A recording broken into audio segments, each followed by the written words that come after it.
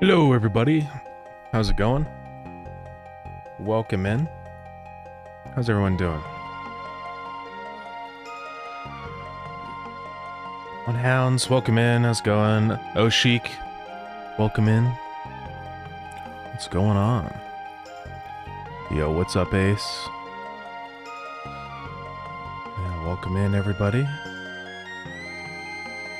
So today is the final stream for work on the Down2Jam game. I've still got until like 11 a.m. Monday, but you know, it's gonna be after stream. I'm gonna stay up tonight, probably finishing everything up.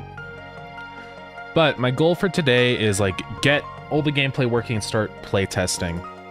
I want to start playing it, just making sure everything feels balanced. Hopefully that means getting our upgrades implemented. I have a couple ideas for upgrades, but we need to come up with more, I think. So yeah.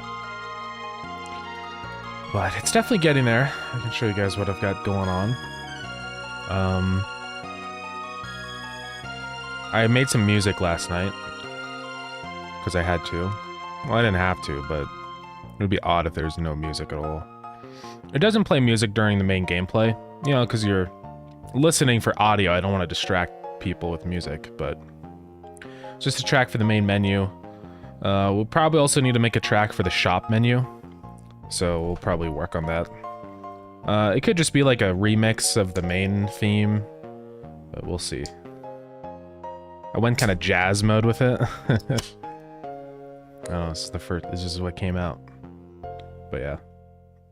Let me show you guys. So this is the shop panel. I can't remember if you guys have seen this yet or not. But here it is. So after each round, it's gonna say quota reach, and then you can spend your money on stuff. Okay. Yeah, it's hard to remember like what I've done on stream, what I haven't, you know. But yeah. So what we need to work on is in here, this is a function for just changing cash. If it's positive, we're adding. If it's negative, it's a fine.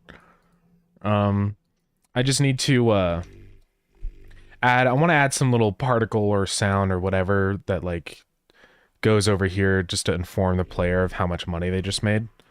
So we're probably going to do that. What we could do is probably just do a label that says like plus 10 bucks. Plus 10 bones. And it just kind of goes up. And we need like a cash noise. I've got this bag of washers and screws. Maybe I can use that. Just like kind of juggle it in my hand to make it sound like I have pennies. Or something. I don't know. We'll have to figure out what we want to do. Yeah, this should work, I think. Put that up there at the top. So it's just gonna like start right here and then go up and kind of fade out. I just want a little indicator for like, you know, when the player has gotten something. Let's increase the font size 32. And we'll just make this a scene. So here's a scene. We're gonna call it the cost or cash change. Cash indicator.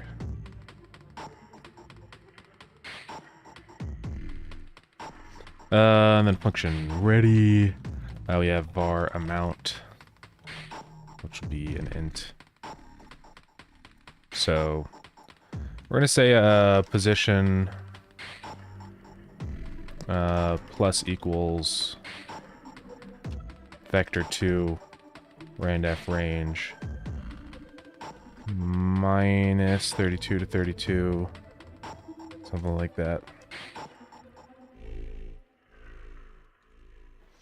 Okay, so that'll wobble its position, and then if amount is greater than 0,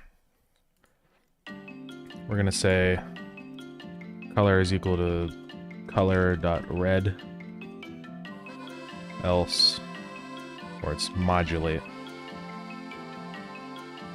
Green.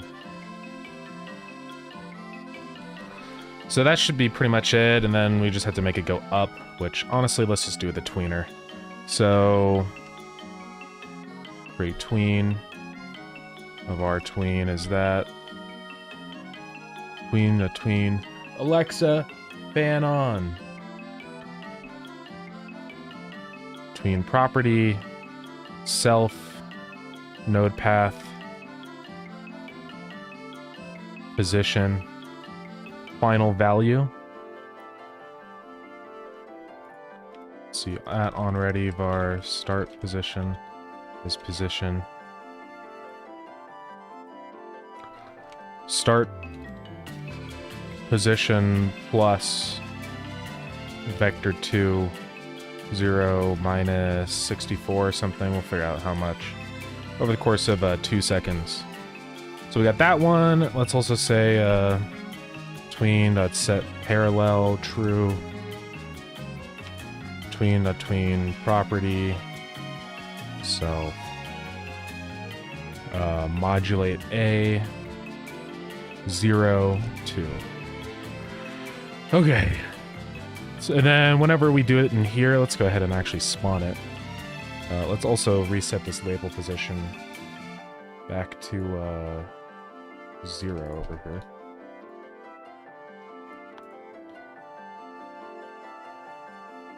And just center the text, doesn't matter though. Alright. So now over here we're going to decide where that label should go. So I think just here in the bottom right corner would be good. So what is the position of this? 1207.84. So we'll go ahead and do that in here. Come on. Indicator is equal to preload cache indicator dot instantiate indicator dot amount is equal to amount. And we don't really need to do that stuff anymore. Add child indicator. I think that's it. Let me say indicator dot position is equal to 12. Oops. Vector 2. 1207.84. All right, so that should go ahead and create that indicator now whenever we've gained cache. We should get cache when we complete a quote over here. It'll be 10 times the tier, so if we do like a really hard word, we should get like 3 times the amount of money.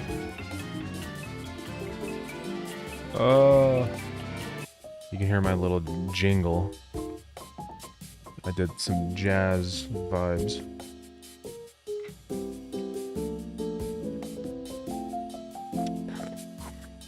Anyways. Oh, it's not happy. Why was tier 0?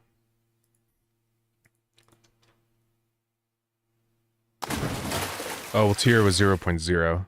Hey, thank you for the hydrate, Adagon. Welcome in.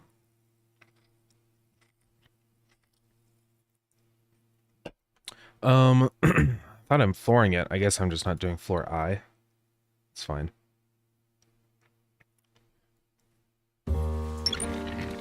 I don't know why my editor keeps freezing. It doesn't freeze when I'm not streaming, so I don't know. Thank you for this me and the cheese time. Alright. Anyways, we're good. So we find a signal.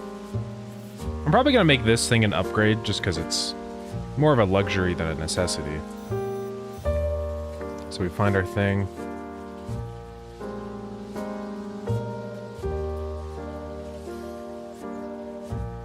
So that's 0. Boom. So it didn't seem to spawn in our thing, which is odd. Oh, it's probably because I didn't add as a child to the canvas layer. Let's make sure that we're doing that. Because otherwise I don't think it'll actually display properly. Oh my god. It's all freezing, guys.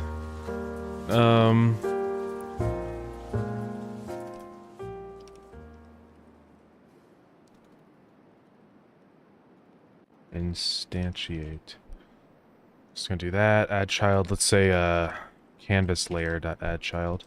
Try that. Well, my money didn't actually update.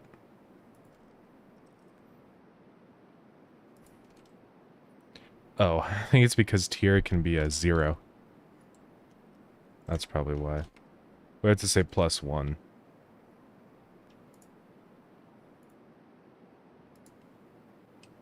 Anyways, let's try that again. Editor, just stop. It's really frustrating. I don't know why it keeps doing this. It's probably my CPU.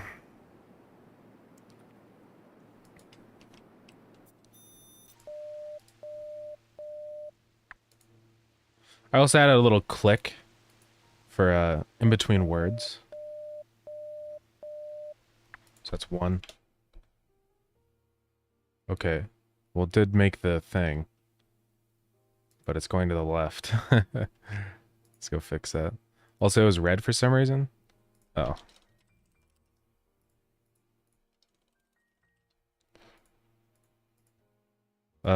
It's because we're doing this. Okay, that one's fine. But yeah, this one... Why is that wrong? They're saying start position. Oh. That would be why. So we just had to say, probably set the position before we do that. I don't know if that's going to reset our position, though. We'll find out.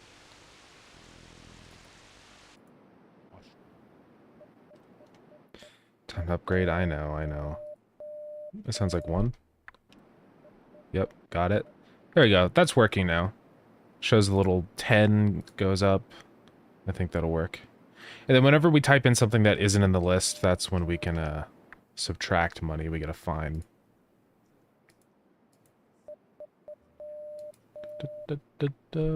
3. Nice. So then you'll be able to use your money to buy upgrades in here. Some upgrades I'm thinking of just off the top of my head are probably like increase your daily timer, the time that you have to actually complete your quota. Maybe what else? Could have a few things like maybe cash increase from successfully guessing, or and then maybe like decrease the fine for getting a guess wrong.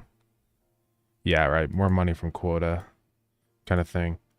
And then probably some more permanent upgrades, like being able to buy this little thing that just shows you, to activate it. So it'll just light up blue whenever you're over a valid signal. It's just easier, so you can just scan through and just look at this and wait for it to turn blue instead of having to actually like listen to it. So that's one thing we could do. There's probably more that I would like to do. We could eventually, maybe as like a really expensive upgrade, automatically swap between FM and AM. Could be good. Yeah, we'll see. There's a bunch of things that we could probably do.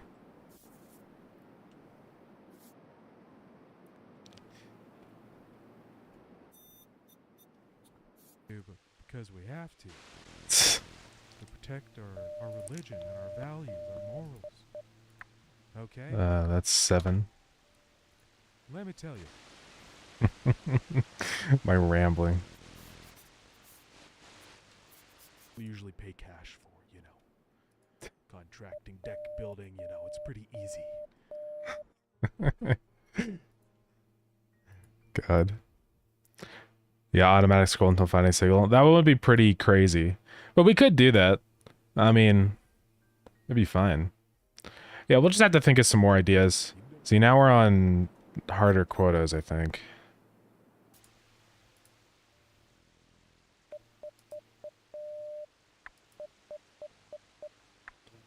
Yeah.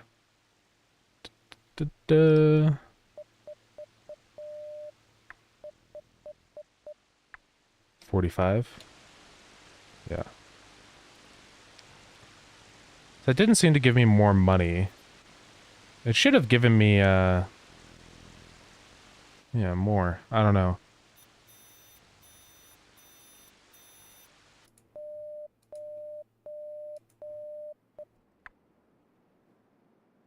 1.9?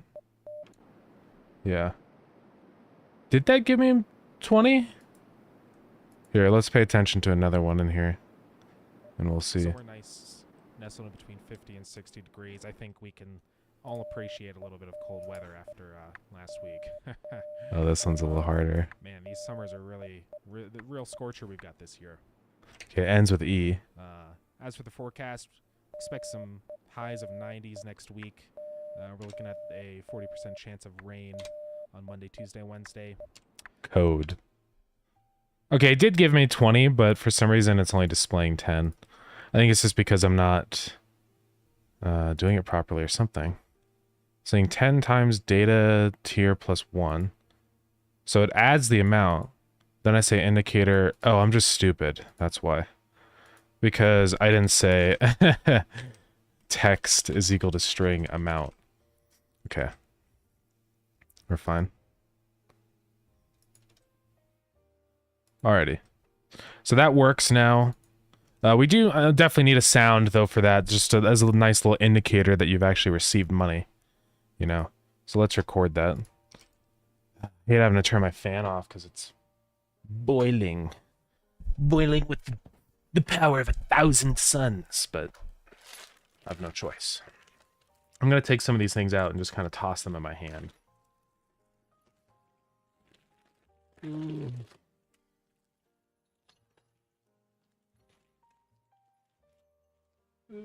Okay.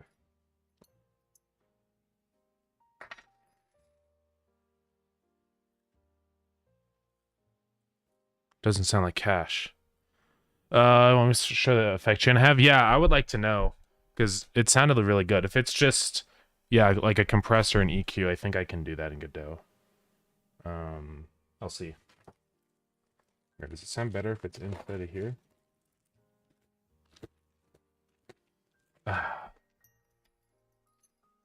Maybe I need these.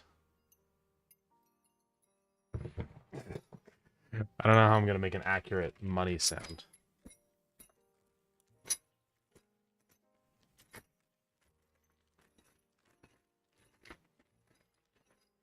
Maybe I can do that.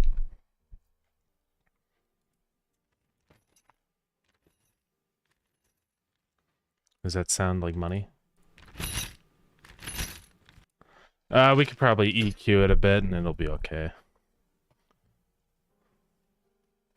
How do you do a money noise? I mean, if I had money, I would just throw my money up into the air, but I don't think I have any coins. It'll be fine. I think summer's ended in Seattle. Oh, nice. Yeah, I mean, it's definitely getting colder here, too. It's like, it's not 90 degrees anymore every day, which is nice. We still have a couple days. Like, today's kind of hot. It's like 80, 87 or whatever. But that's pretty nice considering what it has been. It's usually like 90 to 100 degrees, so it's pretty awful. Oh, right. I have to make a new project that isn't low quality. So Bobo is the low quality one. Let's create a new one. Bobo 2. The sequel. Alright. Why is it still low quality? Huh? I thought I created Bobo 2.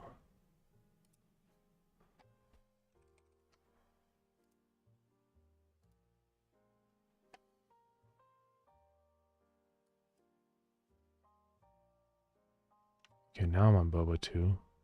What?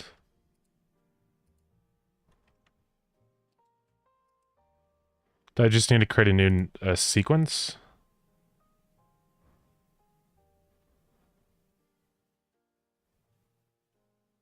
How do I do that? Can I just say new item in here? Sequence? Yeah. There we go. Okay. Because, yeah, we have to choose a higher quality audio. The other one is, like, low. Which is good, but I guess I have to just choose a whatever 1080p is fine. Now I think I should be able to put this in. It's not going to bit crush it. Let's see. Yeah, there we go. Okay. And then, yeah, this one is our other sequence in Project Bobo, which is this one. I think we can modify this, like the audio channels, and change... I guess not.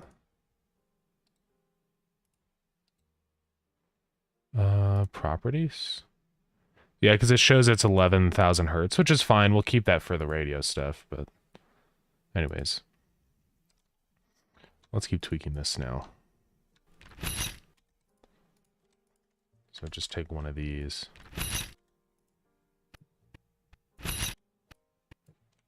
Cut it like right there. Sorry for the lack of music, guys. It's just hard to do audio stuff when there's music playing. Fade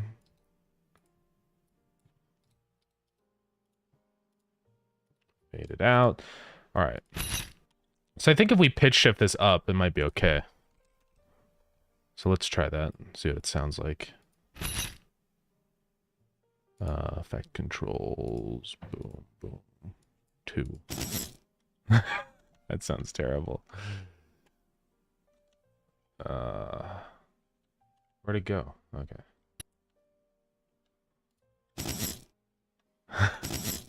Why does it sound so bad? I guess I can just not do pitch shift and just speed it up. Just go to speed and go... No, not 2000. Ah, God. Premiere. Cruel beast. Just let me do things.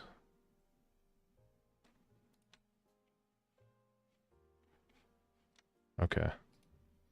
What does it sound like? It's just nothing. I mean, I'm not surprised. Let's try 200.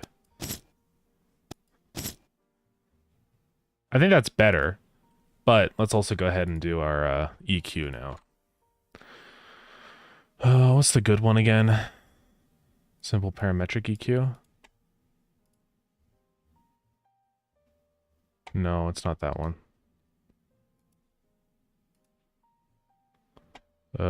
Is it just parametric equalizer?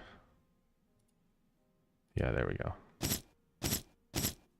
And just drop all the lows. Yeah, there we go.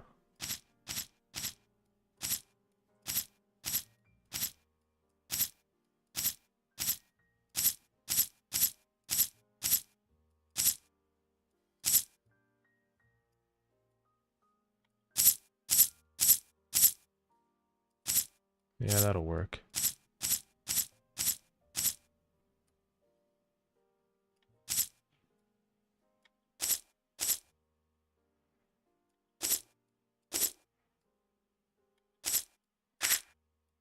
That sounds like gravel. Okay, that'll work. And then if we randomize the audio, I think it'll be fine. So. It'll be okay. I don't know why my initial fade died.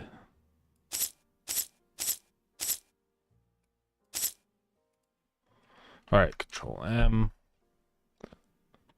Changing my stuff already. I'll take a look at that. Yeah, I don't know if I have an equalizer in Godot, so it might not really be feasible, but it's okay. I'll do what I can. Okay, export. Looks like we are good to go. Alright, so I'm just going to add a little audio player to this. Audio stream player, cache noise. Dot play. Audio stream player dot pitch scale is randf range like that. All right. You probably just have a chain in Premiere and re-render the audio. Yeah, I could, but it'd be annoying. Premiere's slow, so I prefer not to.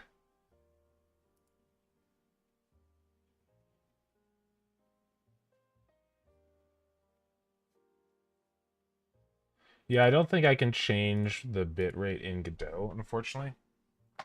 I tried to look into that, but there's that only the one filter is the lo-fi filter, but it really doesn't sound good, so.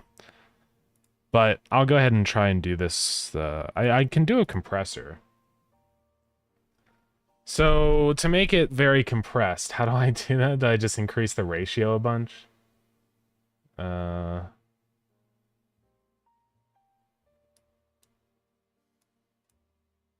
If I could frickin' do anything. Okay.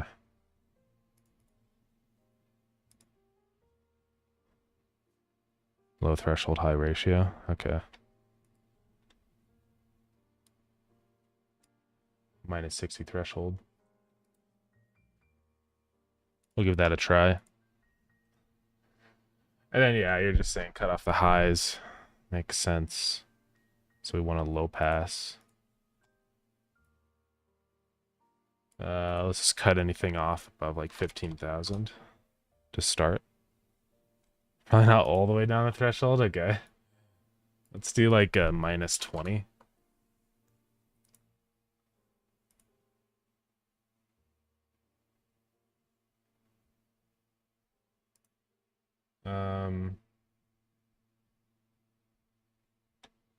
Then yeah, I could do a distortion filter, I think. Still be able to hear the audio, yeah. So there's clip, ATAN. I don't know what all these different ones are. ATAN is no description, so. So lo-fi does bit depth reduction, but it doesn't sound very good. Visual distortion effect. Overdrive is like warmer. Wave shaper. I don't know, let's just try wave shape. And let's see what this sounds like. Why did it play that? Oh, it's because I had one in the scene. Let's get rid of that.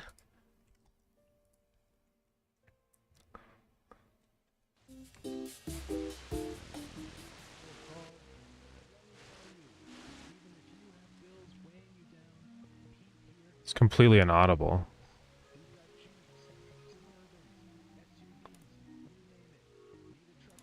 Is that because this is set to minus 20? Let's set it at 0. Then distortion. So you're saying lo-fi will work, but before the low pass? Oh, up the gain in the compressor, yeah. I don't know what I should up it to, but set it like 10. I could try the lo-fi one. I don't know if it'll work, but let's do like 0.1 drive. See if that works.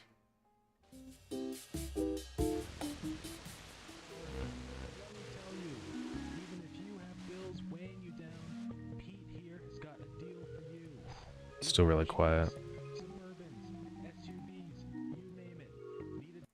I'll put it up to 20.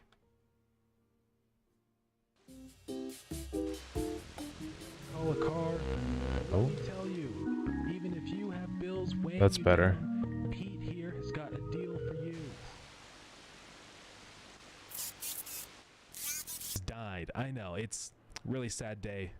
Grobbled was one of our, I think we can all say he was a good man, one of our favorite artists, and it's really sad to see him Sounds so much more like radio now? Yeah, for sure. Yeah, I was thinking about doing something like this. I was probably just going to slap a compressor. But let me tell you the truth right here, folks. And there's our Morse code.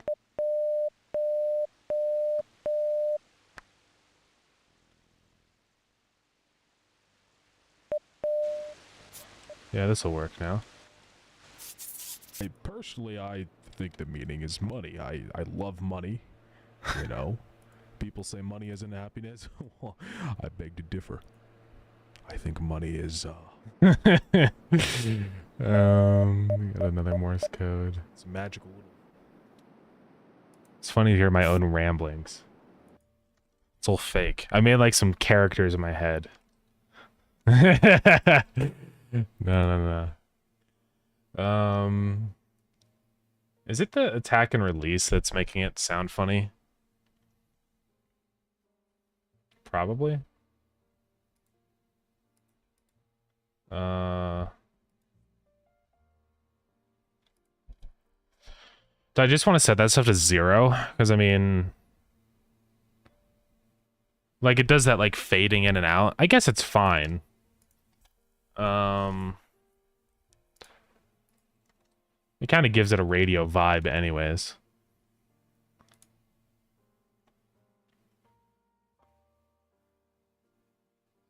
Lower the release a little bit, yeah.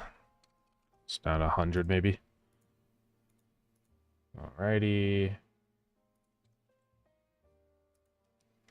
Is what you want for this application? Yeah. Well, that'll be fine then. Alrighty, so what's next on our slate? We've got the money thing seemingly working. Yeah, I could up the distortion a little more, I think. I'll probably up it to like 0.3 maybe. See what that sounds like. Let me tell you, even if you have bills weighing you down, Pete here has got a deal for you. We've got Jeeps, Suburbans, SUVs. I think that'll work. Day. Grobbled was one of our, I think we can all say he was a good man, one of our favorite artists, and it's really sad to see him go. There's that one. But let me tell you the truth right here, folks. Okay. That'll work. Hey, it's Fencer. What's up? Welcome in. How's it going? Yeah, game's going good. We are just working on some random stuff right now. I slapped on some audio effects. Is there a ring mod in Godot? What is that? These are all the things in Godot. Band limit filter, capture, chorus, compressor, delay, distortion, EQ. It does have an EQ. So I guess I could do that part. I didn't realize it had an EQ. But it doesn't matter because I'm doing the distortion before the low pass filter, so it shouldn't bring in any highs. Okay. Yeah, I can't do any bit rate reduction stuff though, which is too bad. I wish it had that, but it's fine. I mean, it sounds close enough, I think, so. But yeah. What is EQ regular? Okay, it just has different bands that you can affect and stuff. Yeah, I don't really know what a ring mod is, so. I don't know. I don't know if it has it or not. Alright, I think we're gaming. So, we need more sound effects for different things happening. I would like to do like a little typing sound for when you're typing into your keypad. Maybe we could do that. So let's just record a key press.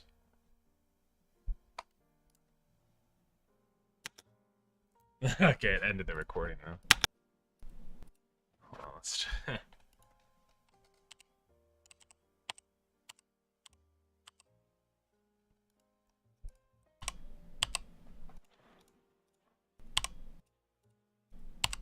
it'll work. Having pizza right now, so very good. That's awesome. I wish I had pizza right now. Bobo 2.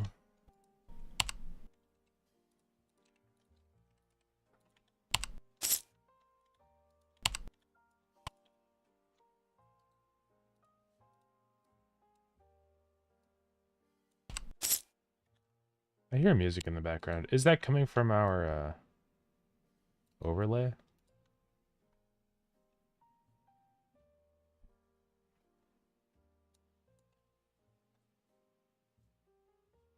It's the cheese time music. I can hear it. It's so quiet, I don't even think OBS is detecting it, but I can hear it playing. It's like extremely quiet.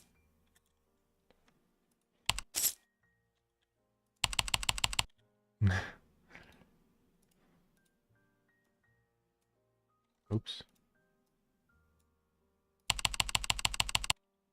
Okay, sorry for the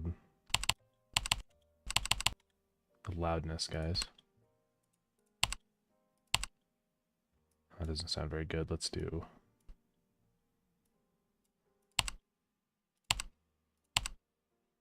That'll work, and I can choose how to pitch shift it and stuff.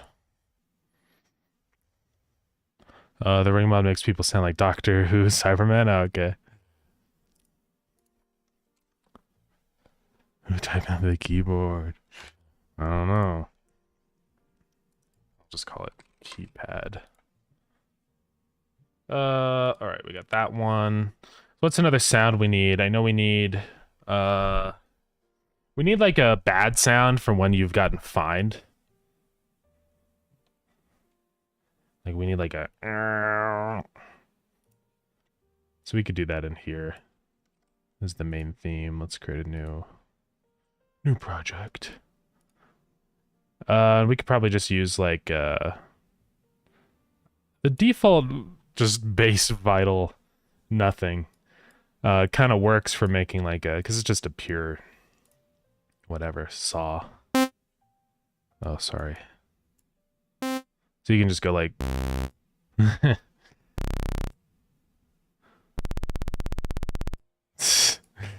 but we can look and see if there's another funny instrument that'll work. Because we could do like...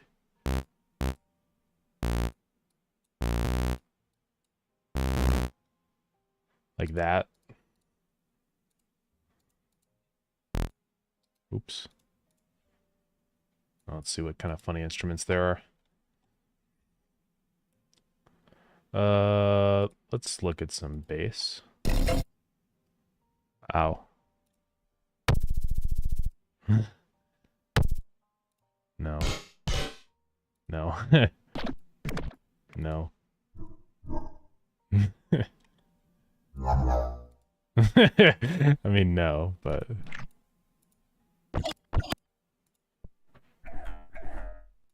Moog pluck.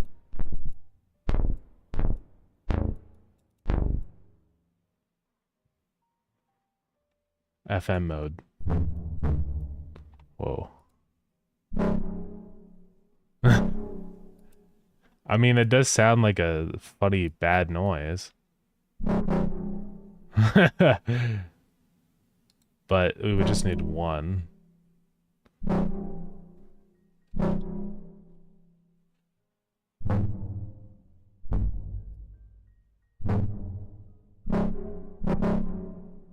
We could probably do that and just randomize the pitch or whatever.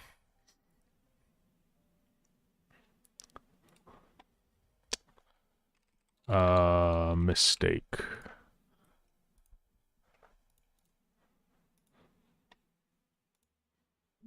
Oh, I did not mean to do wrap remainder. No, wait. Mistake. Leave remainder. Okay. Alrighty, so back into here. We'll say if amount is greater than not greater than 0, then we say that dot stream is equal to preload mistake. That should work.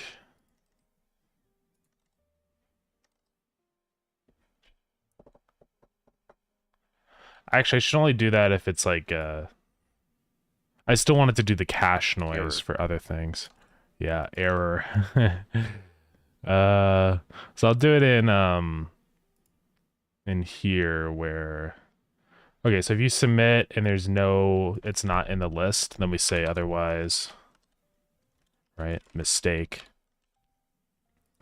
And then we have to create a new audio stream player for that one. Just call it mistake.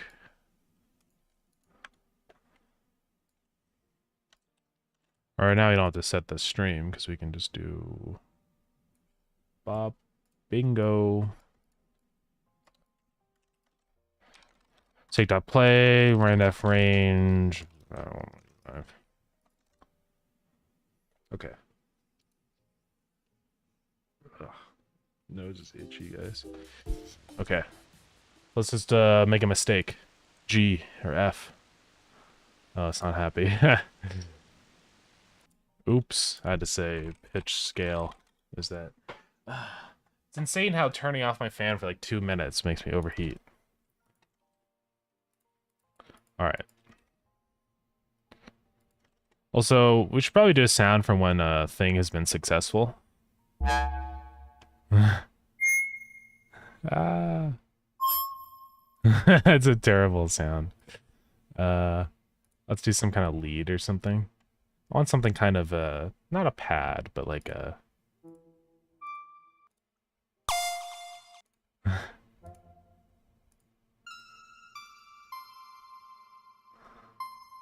just like a little or something.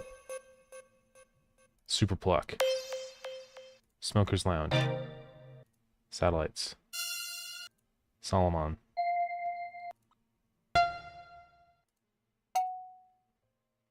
That actually works. Maybe. Ceramic. I like ceramic the most.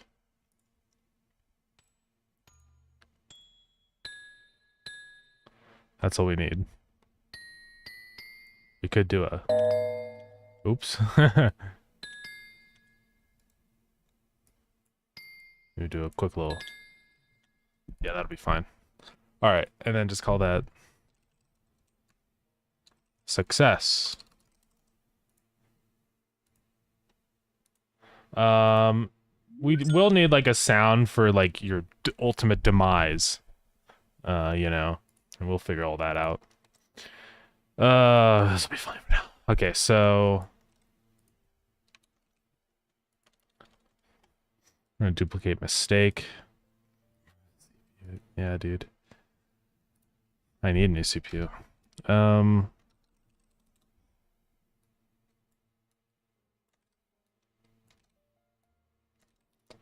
I need to price out how much it's actually going to cost me. I just hope it's not as $1 billion. I'm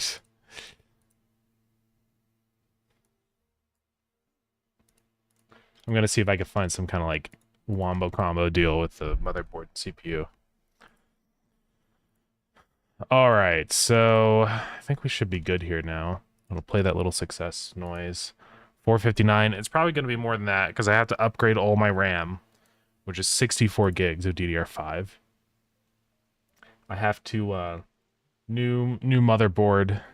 That's probably gonna be at least $200. And then the CPU itself will be like $400 probably. Need a truck for work? Yeah, it's gonna be expensive. Okay, listen here. Listen close. Turn up your radio. Folks, ladies.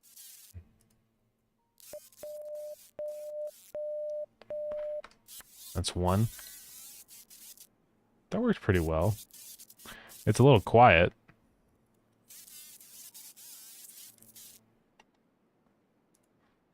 I don't know why it's so quiet. I wish... Does FL Studio have the ability to normalize audio? Like on export? Is that a thing? Because I had this issue with the music where it's just like so quiet.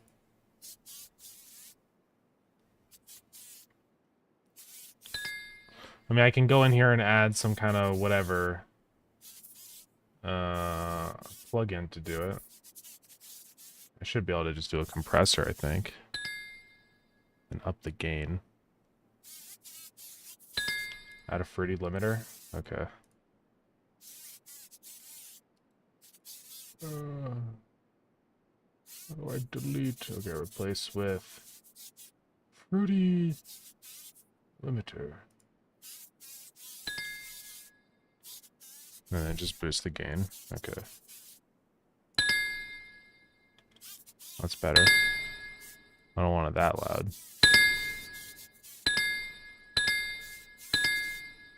That'll be more audible. Because I can control the volume. Like, or with Fruity Limiter, do you just full boost the gain all the way? And then that's just normalized? Or do I not want to do that? So probably sorry for killing your guys' ears. Okay, that seems to be not normalized. Oh, the ceiling limits to 0? Okay.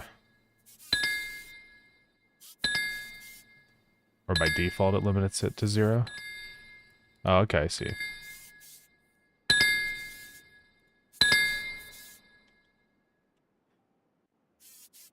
Maybe at the track. Oh, right. That's why it was funny. Oh my god. Alright, well that's better. Thank you very much. Yeah, I had to figure out how to do that. Oh my god. Okay. Oh my god.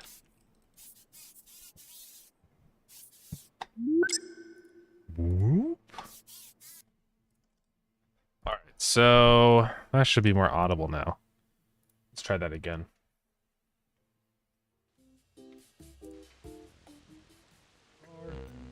Oh. Even if you have bills weighing you down, Pete here has got a deal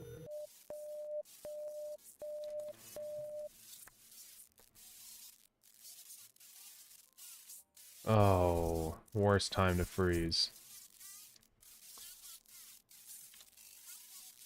What's happening?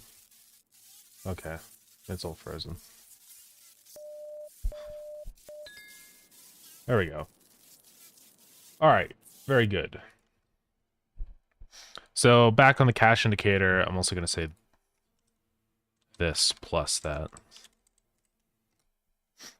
I miss that sound for exporting. Does it not do that on the new version anymore? That's so sad.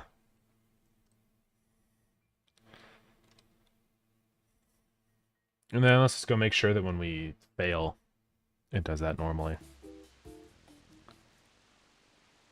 Bob. Bob. Bob. Bob.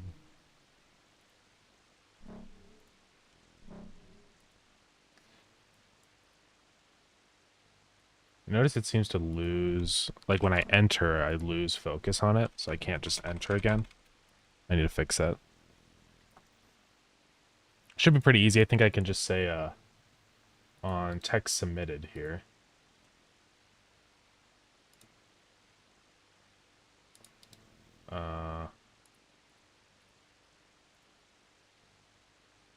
Just say grab focus again. And that should be fine then. Interesting. So that doesn't... Or I probably have to restart the game. I have a new one, but I can change it? Okay. So now over here, when I make a mistake, I also have to say change cache. -10. And there's no data. So just say -10. I just want to discourage people from just typing in every single keyword they can think of. And maybe I'll have some kind of game over condition where if you completely run out of money, you like lose. Well, not like completely, but if you like hit -100 or something. Just so you can't be like, you know, 1, 2, 3, you know? Because otherwise that would be kind of stupid. Okay, so why does this not focus in again? See, now I can't type again. You have to click it every single time. That's not good. So I need to figure out what function I need to do to make that work. There's probably a specific thing in here. Check edit.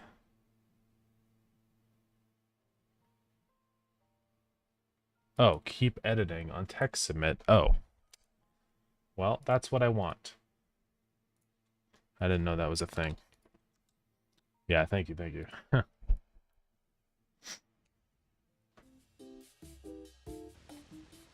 So let's see if that works now.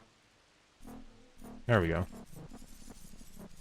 Yes, lose, lose. Yeah.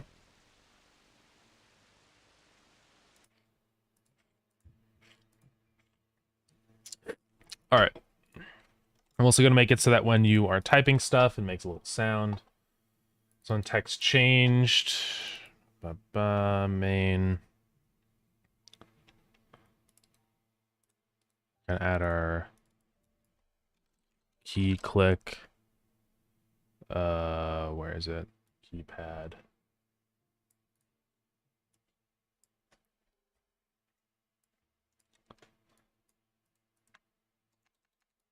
Key click dot play. And also key click dot pitch scale is rand f range 0.8 to 1.2 or something like that. Let's try that.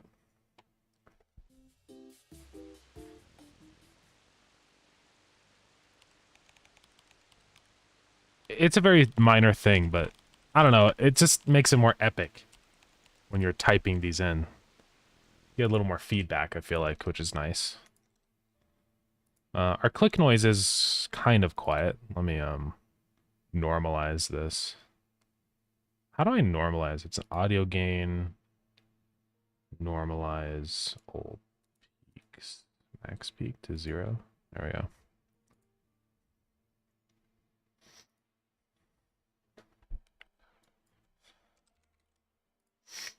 Just replace it. All right. So that should be better volume now. All right, so we are really close then to this being like playable. Really the last thing we need to do is actually just link up what we use our money for. And then my goal, like my focus after that is going to be just getting all the little extra things done and implemented.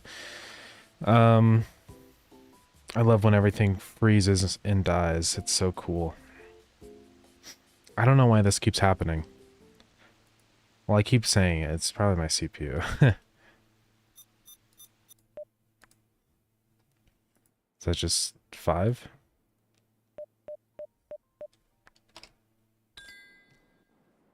All right.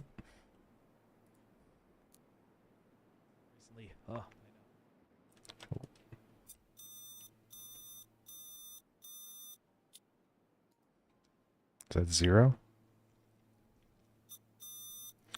Nope, it's 1. We did it. We hit our quota. All right. Next day. Oh. Keep that in heart.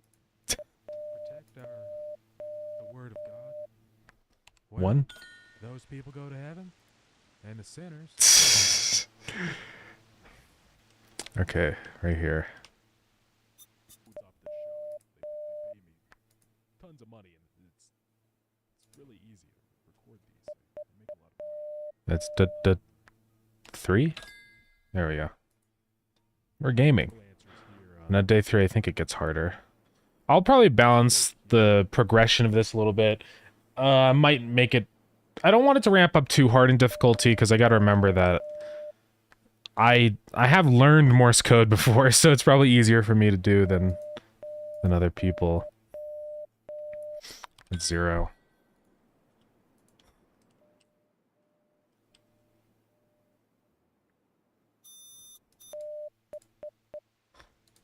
Three. Dude, this shit is epic. Epic. Well done. Thank you very much. I appreciate it. Yeah, it's working pretty well. I think this will be cool. And then if we throw in all the upgrades and stuff, it gives the game a little more substance. Something else that I did want to do is having to turn off your radio when somebody walks by. So that it doesn't, you know, you don't get in trouble. So we'll see if we have time to get all that working. It really wouldn't be that difficult of a mechanic. It would just be like play a sound of somebody knocking or walking by. You know, checking if your radio's playing audio. So yeah. So this is a Morse code based game. Basically, yeah, there's just different Morse code signals that you have to find in the radio, right? Tune into it, and then figure out what it's saying. I implemented a whole thing that lets me just straight up convert a string into Morse code. Okay, this is something that I do have to fix, which is sometimes the Morse code signals can overlap on each other. So it just becomes kind of impossible to hear what it's saying.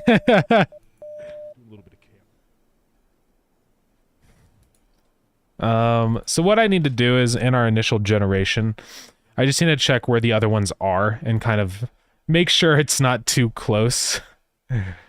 I think we should do that now because no, it's really, it kind of breaks the game though, because if you can't hear what the signal is, it's kind of, you unfairly lose. So I don't really want to have that happen. We're already looping through 1,000 times. So this should be fine. I might increase that loop count. I don't know what count Godot will, you know, get angry at me, but and say, hey, you're in an infinite loop. Unless it knows that if it says less than that, it'll be fine. But okay. Ugh.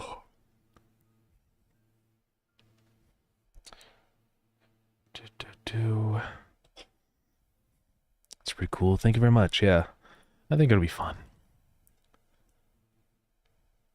I'm glad that I landed on something that I think is a good twist, like on the theme, you know? I mean, I was thinking of like a game where you just gather items, but that's, I feel like, a little too easy. I think the idea of gathering intelligence is a good route to go with it. So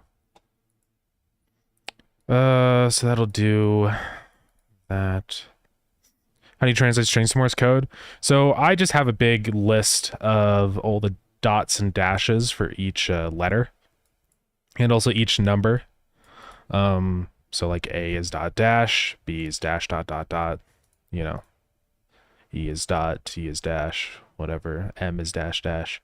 And then what it does is it grabs whatever this list is, and then in main it goes through let's see in here. It creates this sequence, and what this is basically just, it's a negative value means the audio is not playing, and a positive is it is playing. So it goes through that list. If it's a dot, it pushes back a small little blip, a little dot of audio. It plays the audio for 0.1 seconds, and then I push back an empty gap of 0.5 seconds. If it's a dash, it does it for 1 second, and then our gap again. In between each, let's see, this character and string, and then in between each letter that we do, I push back another little interval right here. Just so that the gap between like A and B or whatever is not going to be instant. Like it'll have a pause in between each letter. I also do the little click now, which just helps like determine when it's actually in between characters. And then between each cycle, I do an 8-second gap of silence. So it adds that all up, gets a total time, sets it all in here. And then in play Morse code, this is where it does all the stuff. So it basically just checks if it's negative, then set our audio to 0 right here. And if it's not negative, set it to an audible value. This is just basically the maximum volume of the Morse. And then I just create a timer for that time. So if it was 0.5 seconds, I create a timer for 0.5 seconds to now play the next chunk of time, if that makes sense. It's not as complicated as it seems. It's pretty simple, but it works really well. And it's nice because I can just be like, okay, you know, play Morse Bob, and it just works, you know. So it's nice. So let's see, what was I doing? Oh yeah, collisions. So what I need is like a list of values it's already been to. So we're going to say var set frequencies.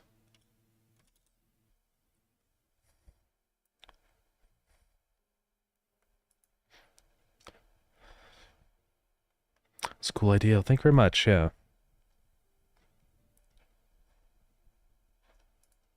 And I call add Morse code station. I think this does a random right here. So I'm actually going to pass in frequency as a manual thing. Just so that I'm able to actually choose it up here and detect first of our frequency is going to be 0 to 1. So now we're going to say, let's snooze the add. For I in set frequencies, if frequency minus I, so like let's say our frequency is a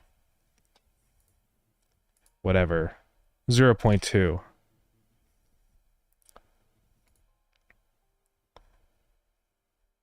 And the one that we just calculated was 0.3 minus 0.2 will be 0.1.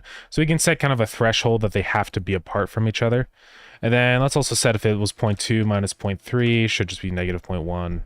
So if ABS, that minus that, is less than 0.1, and we can fine tune that value, we can probably do 0.05. Then we know that we're good.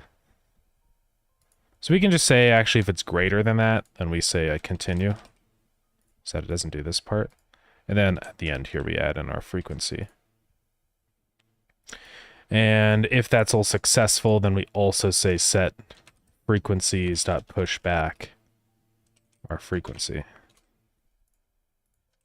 So that should work. Let's go ahead and make sure, though. What I need to do is just spawn in a bunch of them. So +1 plus 20 just as a little temporary thing. I just want to see if that's going to work and actually add all of them in and make sure they're separate from each other. So I think this is the time where, or unless my game just froze, is probably what happened. Either that or we got stuck in an infinite loop. It's hard to say. Trying to generate all of the things. But that's why I have the limit, so it should be okay.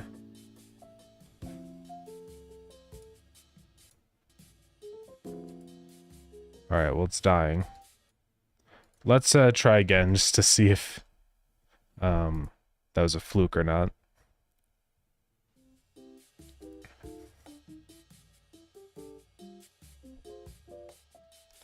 Okay. So I think it's dying. So let's why is it dying? Oh, do I not increment cur loop? Oh. Well, that's why. Okay, it should be fine now, though. There we go. This should have generated in 20 signals, at least. Well, it should have been more close to 22, I think. Gotta wait for my thing to stop freezing. One day. Okay. So there's 1. There's 2. 3. 4. 5.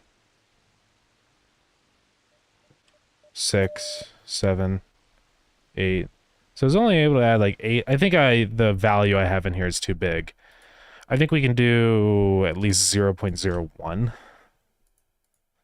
I'm not sure what like the distance is in our frequency or what the scale we should use is for that, you know? But this seems okay. Wait a minute.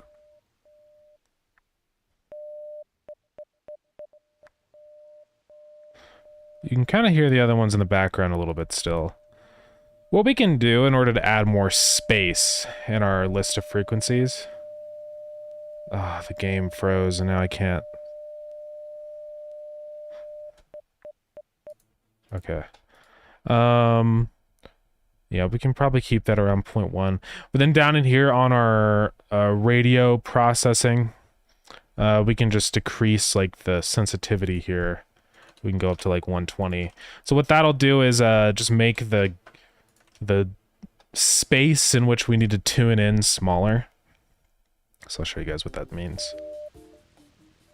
Let me tell you, even if you have bills weighing you down, Pete here has got a deal for you. Alright, so that should be fine now. We can all say he was a...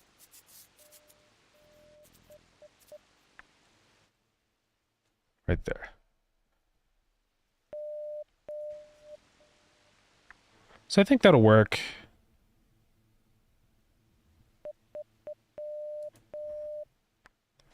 So that should prevent any of these signals from overlapping each other. There may be a maximum value that we can kind of hit here, but what we can do is go ahead and just whatever in here, let's see. Not in play, on change day. Just depending on what we actually hit, we can stop there and set our quota to that. Just in case, you know. We'll try and aim for our quota, of course. But let's just say that after this is done, we're going to say quota is equal to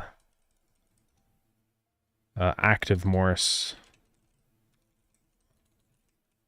dot size -1. So it should go to quota +1 ideally, but if for some reason we get cut off, then it's not going to soft lock the game. We're just saying, okay, we'll set the quota back. So like if I say in here +50 or whatever, it'll just set it to whatever the maximum number of frequencies it was able to generate is. So in this case, that was 9.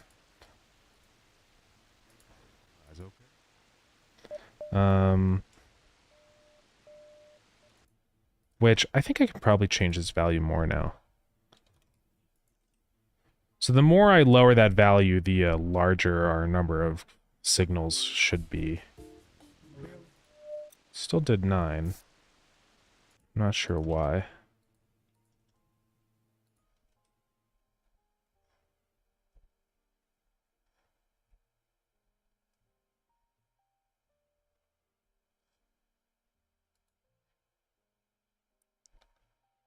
I'll have to figure that out. I'm saying +50. Maybe I'm just not giving myself enough loops to do it. It's possible. No. So why would that be not generating any more?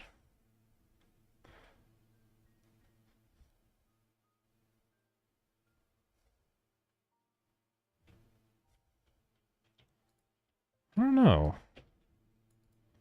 Frequency minus I.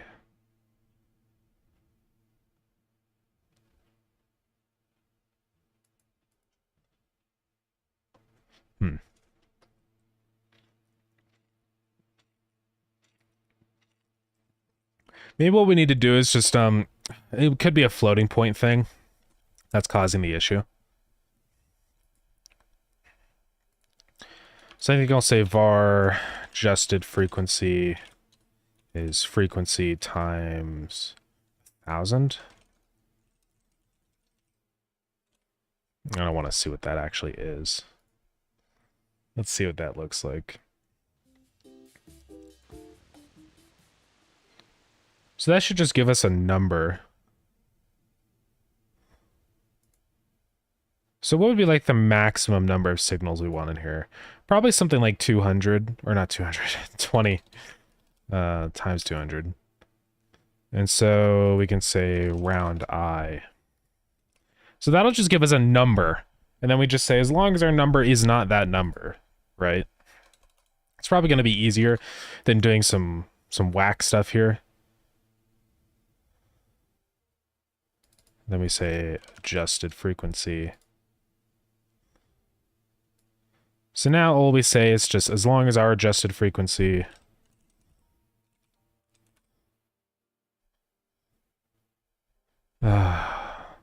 is not equal to the one that's already set. So let's see if that works now. That should give us 20 signals in here.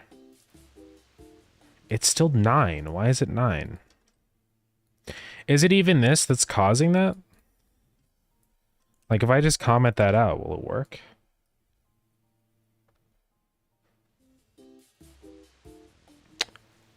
Oh, it's 9 because we have a limited number of tiers right now.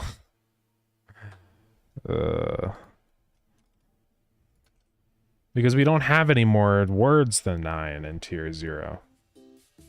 I feel like an idiot.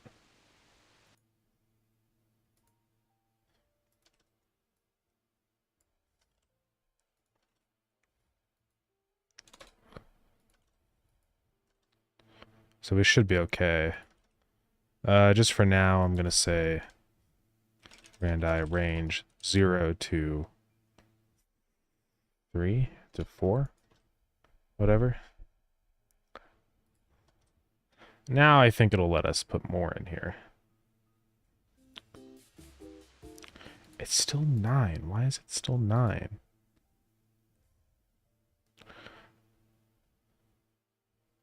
Oh.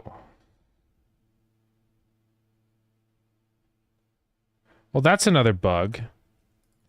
It's grabbing the wrong tier. I did not realize that. That's why it was always like it just immediately made the jump up to the more difficult ones. Okay.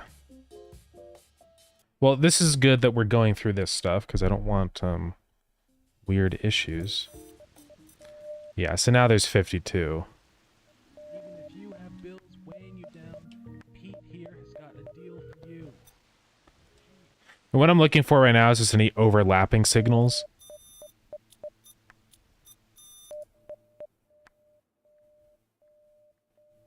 Of course, my headphones. Brother, I'm gonna head out. Good luck in getting the game done. Can't wait to play it. Yeah, sounds good. Thank you for coming in. I appreciate it. Get some good sleep.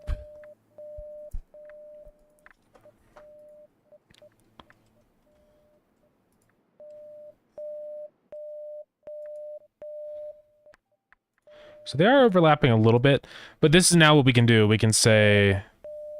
Well, I thought that should have kept only 20.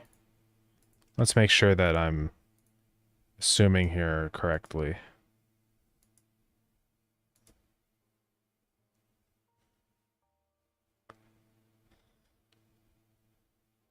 Well, I guess that's not right. We just want it to be actually limited to the number of quotas. So times 20 should cap it to 20.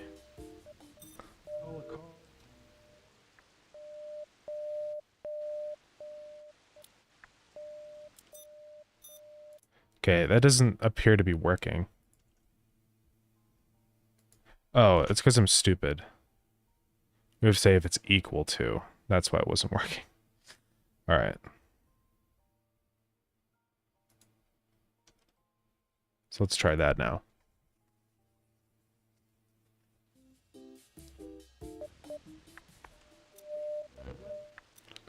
Still doesn't seem to work, though. Yeah, it's definitely not working. Let's see here. Let's just double check our code.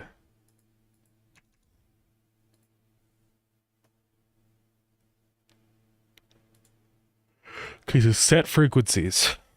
We're gonna try and do this. So down here, we increment the loop. Pick a tier, do the tier. If we already have it, continue. Get a frequency between 0 and 1. Our adjusted frequency is going to be frequency times 20. Then we're going to loop through our set frequencies. If our adjusted frequency is one that's already in there, then continue and don't place the thing. So it should work. Let's print what adjusted frequency is. Let's make sure it's doing what I think so. Yeah, I mean, conceal the values. But you can see there's values here that are the same value multiple times. But for some reason, it's just not stopping it. So, I don't know why. Maybe you can't do continue on a while loop. I thought you could, though.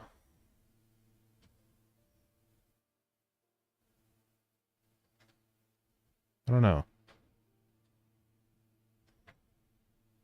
it's equal to that, it should be okay. And then down here, we're pushing back our set frequency. Let's go ahead and just, after all this, print what set frequencies is.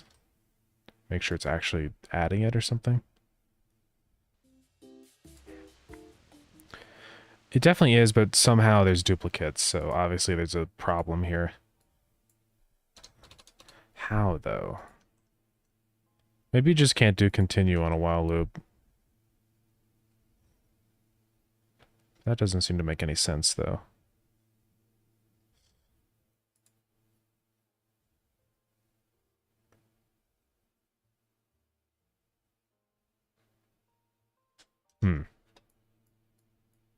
Well, I don't want to mess around. We're just going to do this.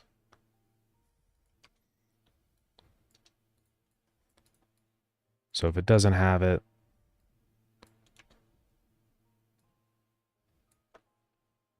let's just say var bad is false, bad is true. Oh, it's because it's on continue for this loop. I think that's what it is. That makes sense. So, okay. So, we just have to make a variable var bad is true. Or bad is false. If it's the same, then we say bad is true and break. And as long as if bad, then continue. I think that'll fix the issue, but let's make sure. So it should only be like 20 now. There we go. Because now what that basically does is it like just make sure they're not overlapping on each other. I'm okay with a very minor amount of overlap, but I don't want it to get to the point where it's too difficult to hear the distinction between them, you know? But like, I feel like that sounds pretty good, the transition between these.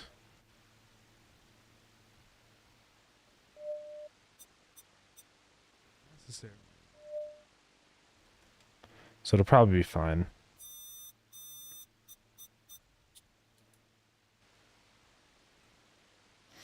We could also implement a thing where as soon as, like if we need more slots for a quota, as soon as you finish one signal, it just creates another one in its place, you know? That could also work.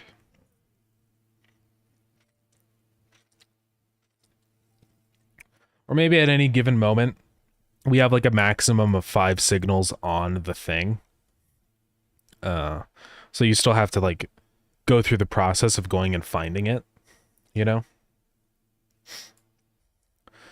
That we wouldn't really have to worry about all this stuff. I mean, we'll still do this check where it's, want to make sure it's not too close or whatever, but it would, prevent issues for like balancing. Because the issue with this right now is, let's say that our quota, we're playing and our quota hits more than 20. It kind of hard caps the difficulty curve of the game, which is bad. Because the thing with this game is there's no win condition, right? I want people to, it's like an arcadey thing. You keep playing until you die, until you lose. That's just how the quota stuff works, right? So I need to, I don't want to cap progression. So I think that's maybe what we'll do.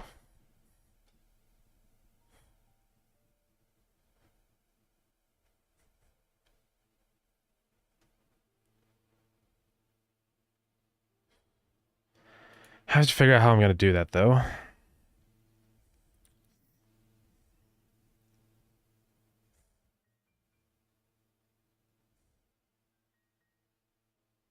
I'll just have a thing in here, which is var frequency history. Just so we can keep track of total frequency count. And then every day we'll reset that back to 0. And in here, we'll add our initial 5 or whatever.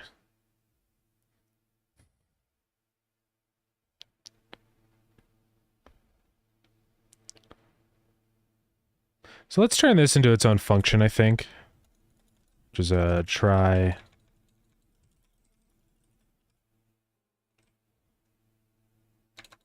more station.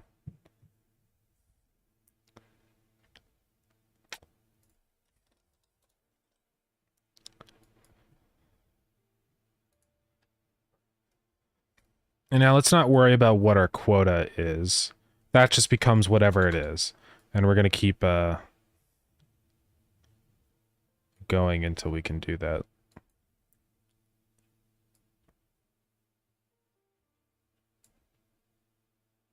So I think this will work.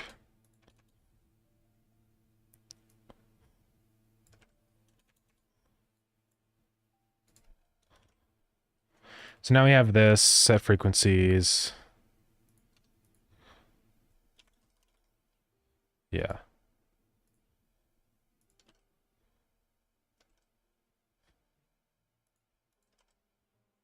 Hopefully we never hit a spot where this fails. Should be okay. So we're just going to make sure as long as our active Morse count is less than 10, I think is what I'm going to set as the cap. So it's still like nice and spaced out. You still have to go and find them. But there's still plenty of room in there for another one to spawn in. So I think that'll be good.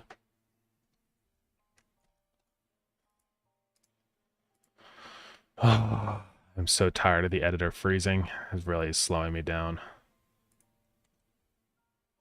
I'm gonna look at some CPUs after stream today, probably. All right, so day increments, that's good. Time remaining, day length, total frequency count is set back to 0.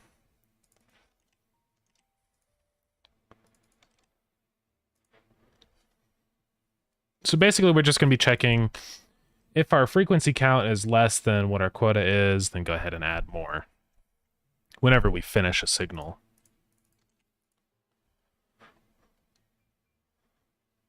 So yeah, we remove all the active ones. Now, one thing down here, though, is as we're adding them in, this whole set frequencies thing,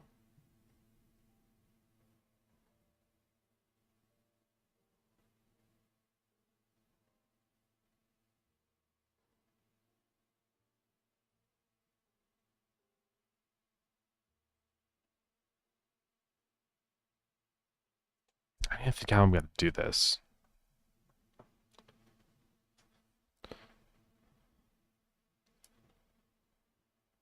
I think try and add more station, that'll just happen once. So then in here, we're going to do try add more station. And just repeat that 10 times for I. Oh. Come on.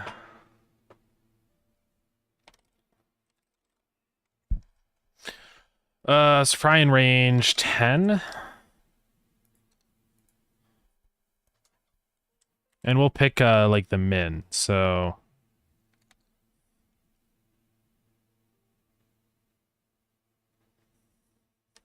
yeah. Between our quota plus 1 or 10. So if our quota is 2, it'll just go ahead and do that 3 times. Then total frequency count each time will be plus 1. So I think set frequencies now needs to be a static variable up here, which is fine.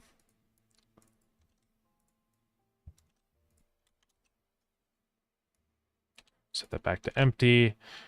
So down here, current loop, it's going to try 10,000 times just to make sure we can squeak it in. It's going to loop. It's going to get our tier.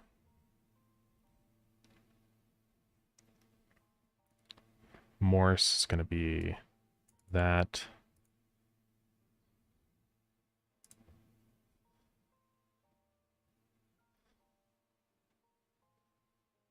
Okay, so let's see here.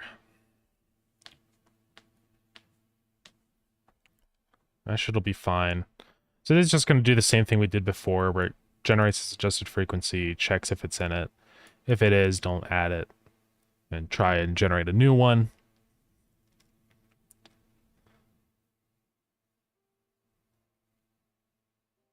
So it should be okay. And then we add it down here to set frequencies. Now here's the thing, we have to remove now and set frequencies, remove that whenever our station has been completed. So that's something we'll have to do. So here I'm probably going to say active Morse.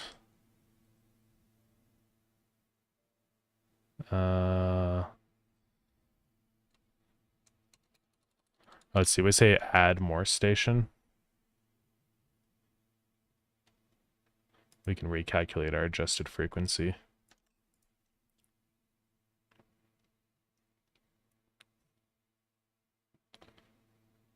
So let's go into that.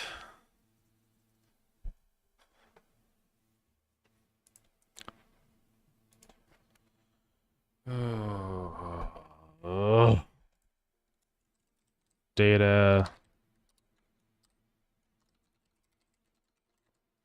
Adjusted frequency will be that. Yeah, it's freezing every 2 seconds. I wish I knew why it was doing that. Let's turn our music back on when we're programming all this. Okay, so that'll give us our adjusted frequency value. We can remove that from our list on destruction.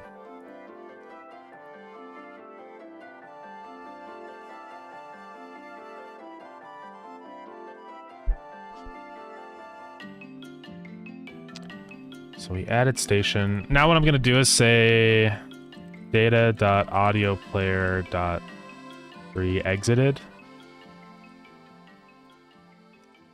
.connect function. And in our set frequencies, I'm actually going to make that.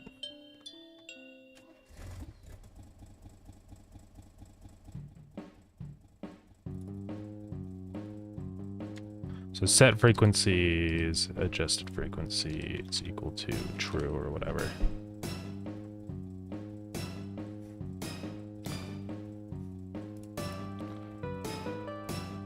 Just that I can easily erase it.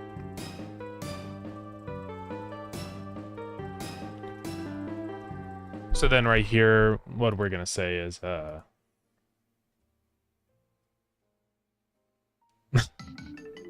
okay. Adjusted frequency.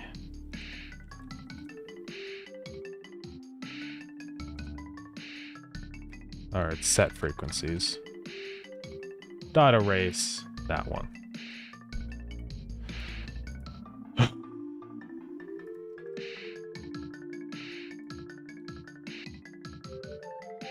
All right.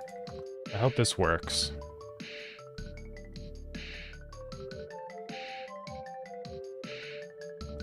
So where do we... I think I just said down here, remove station. I'd like to just do that there, though. I guess I can just check if it has that key, then go ahead and do it. Instead of how I'm doing it now.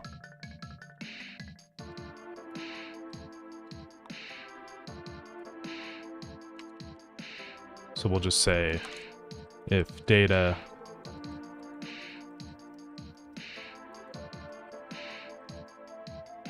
is data.get adjusted frequency.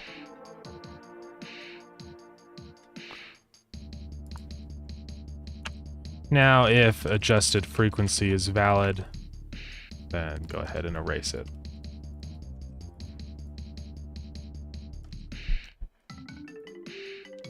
So that's easier now. Don't have to connect up a signal.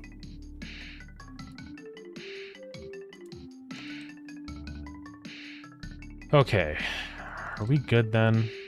Is there anything else here I need to do? Okay, so the last thing is now when we complete a signal, I have to make it appear again. So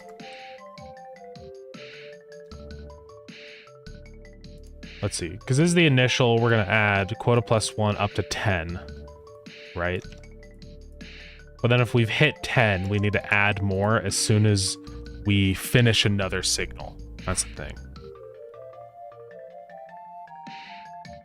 It does all that stuff, blah, blah, blah. Adds adjusted frequency. Plays our Morse code. And then whatever we submit down here, that's where we're doing it. Yeah, we're saying remove station. Blah, blah. So now we want to do is back up on remove station. We can calculate whether we need another one or not. So if it had an adjusted frequency, we know it's a radio station. And then we're just going to say if what was it, total frequency count. And that was our value that we're doing up in here, I believe. Yeah, we have total frequency count. And that gets incremented on try add more station, right? Come on. Yeah. So if total frequency count is less than quota +1, then that means we need to try and add another one. Right? Because let's say it was 10 and our quota's 20. I'm doing it so there's always one extra signal, just in case. I don't want to soft lock anybody.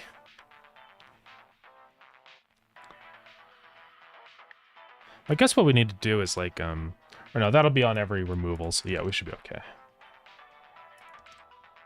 Okay, I think this will work. Let's go ahead and start testing this. I need to make sure this is all gonna work.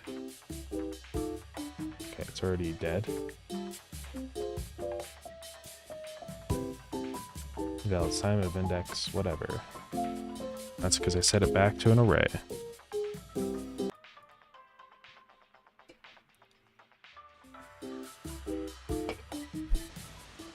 So we only have 2 quotas, so it should just spawn in 2.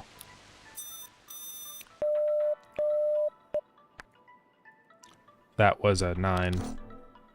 Oh.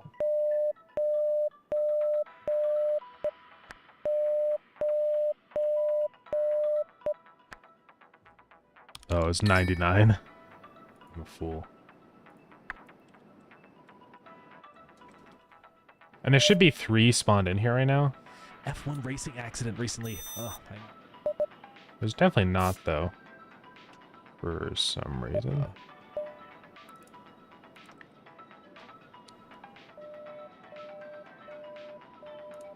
Oh, it's probably because this doesn't cancel out if it's successful. We have to say break. Or we can just say cur loop is equal to 10,000 or whatever. That's why.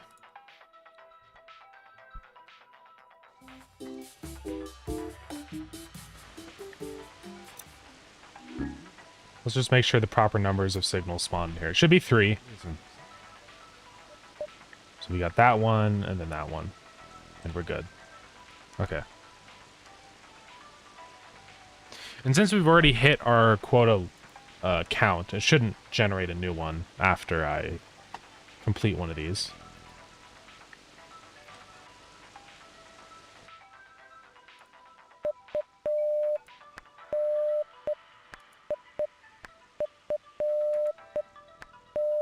Oh, I forgot it's doing hard ones too. That's because I have it just set to 0 to 3. Okay, but now let's try a funny thing. Let's go ahead and set our quota to something much larger, like 100. Right? And I'm going to set our limit to 2. I just want to see if it generates a new signal after we hit that limit. And if it does, then we theoretically should be good for any amount of signals.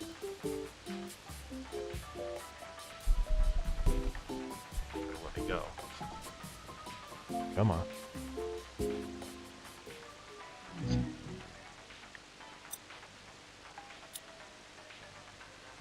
Ugh. Can't take it anymore. I'm just making sure there are actually 2. Which it looks like there is, so that's good. So let's go finish one of these. Then as soon as I finish this one, there should be then a new one spawned in somewhere on the list. One of these years, once everything stops freezing. Okay.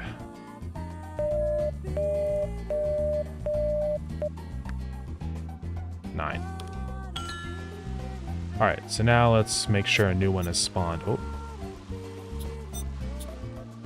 So we got that one, and then there should be one other one, which I think was the one over here. No. Oh, but there's a new one here. I was not there before. So that means it worked. So I think we're good. We're gonna do some playtesting, obviously, and just make sure everything seems normal. I think we're good, though. Because if it works for 2, it should work just fine for 10. Let's see why not. So it's just nice, because then it doesn't spawn in a billion stations, because it just starts to get kind of messy and not very fun. Because you're not, like, scanning through trying to find the signal. If there's, like, 100 signals active in the thing, it's just like, okay, well, I just go, bop, and now I'm on the next signal, you know? But I like it like this, where it's like, there's a cap to how many can be on the board at once. So I think I might even lower that maybe down to 7. We'll see. And then this, I doubt this is even possible for this to ever fail. I just have it set to 10,000 just in case it has a really tricky one. But I don't think it's ever possible that it will. The odds of having to actually loop through 10,000 times are insanely low. Because it'll loop once, it'll be like, okay, whatever, wrong tier. I think maximum numbers of loops would probably be like 10 or something.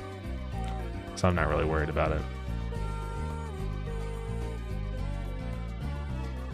I think we should be good. Finally. Yeah, it was a necessary thing I had to do to fix that. Otherwise, it would have been quite funny. Let's get rid of all the print statements we don't need in here anymore. I'm fine keeping stuff like that, like quota hit, whatever, but I don't want all this garbage printing out constantly now. I guess that's it. Alright. Well, I guess we're good.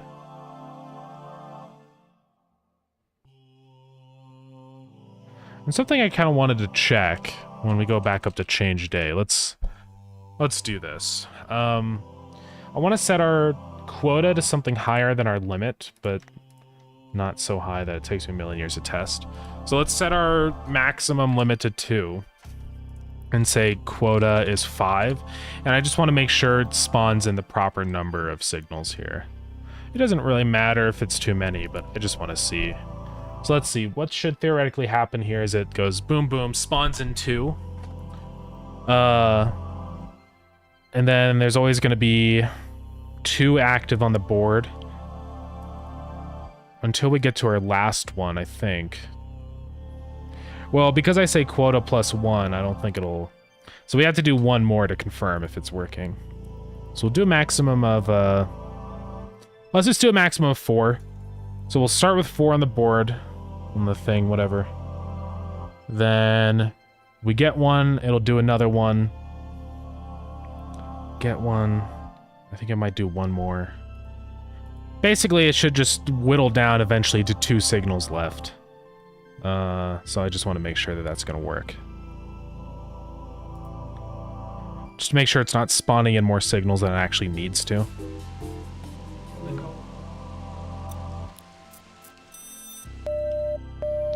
Oh, and just to make this easy, let's go ahead and do, for the tier or whatever. Just temporarily set it to 0.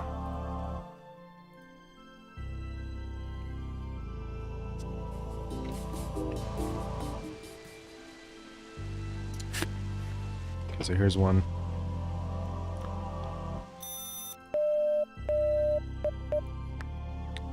That is 8.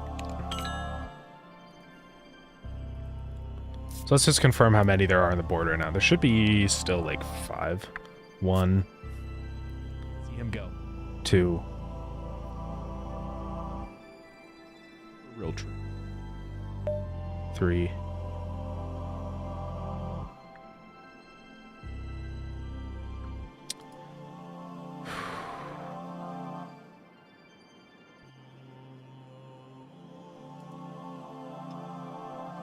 Enough straw. There's only 3. Thought I set the cap to 4. 1 is why we test. 2, 3. Okay, so something's wrong. God dang it.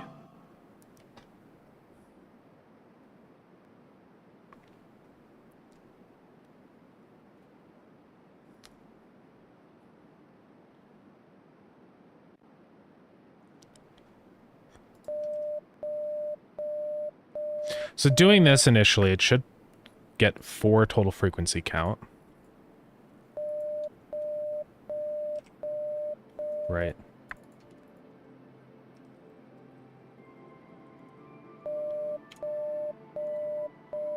And then down here, if our frequency count is less than quota plus 1, I guess we can just say quota.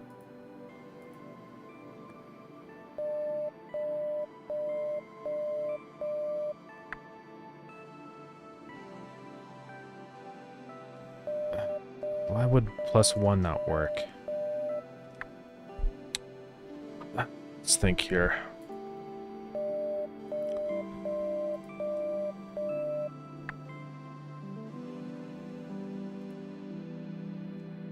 Let me just print whenever a new station has been added so I can keep track of what's going on here.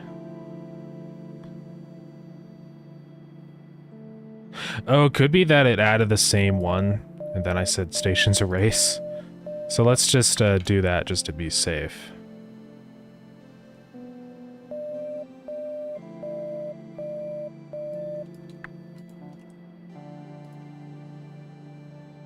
And then in try Morse, let's print out what's happening in here. Baba. Let's print that. Okay, so when we first initially load in, it should instantly spawn in 4. Good. And then as I complete one of these, let's make sure there are 4. 1, 2, 3, 4. Come on. I love my computer freezing every half a second. I know it's not just the game, because it's also like my overlays freezing. So there's definitely something a little funny happening. Alright, so anyways, let's solve one of these. Okay, it's 6. Then you can see it printed another one, so now there should still be 4. 1, 2, 3, 4. And then as I complete this next one, I think it might not spawn, or it might spawn one more, but then after that it shouldn't spawn anymore.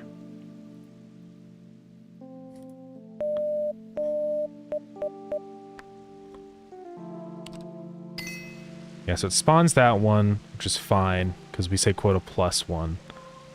So now we should have 4 on the board still. Yeah. Let's just confirm really quick. I don't want to make assumptions. Who's ready? 1, 2, 3,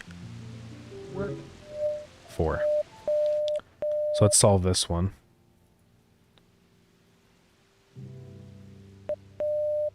And this one should not spawn in another one. We're good. So now there's 3 left on the board. We only need 2 more to fulfill our quota. So it always leaves us at least just one alternate option if the final one we're having a lot of trouble with, you know? I wanted to do that just in case somebody's just going through a rough time with the last one and can't figure it out. They have the option of finding the other one. So that's 5. And then it should spawn in a new batch. I don't know why it spawned in so many here.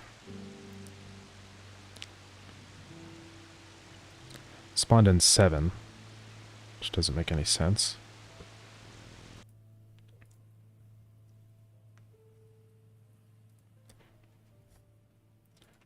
Let's see, where does change day actually happen?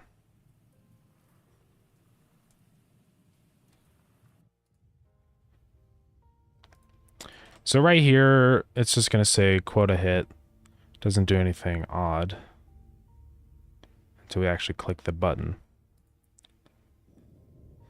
Could be that I just need to reset more stuff or something. So we say open shop. Then close shop, this is where we do all this stuff, so we just say change day again. Day +1, time remaining, total frequency count, set frequencies, set back to nothing.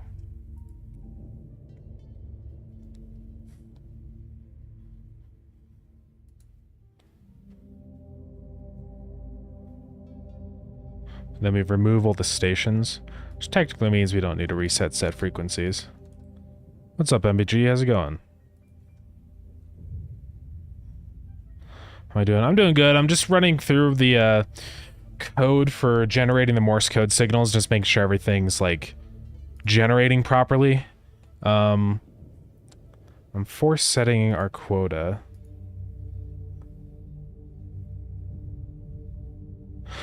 I think it's because it's running this, and then we're saying total frequency count.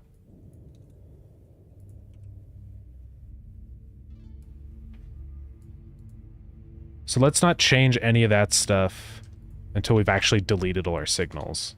Like that. So now we remove our stations, then we do all the stuff where we increment the day and the frequency count and all of that. Because here it should be forcing our quota to be 5. So I want to make sure it's actually doing that properly. Let's go ahead and do it. Yeah, the jam's going good though.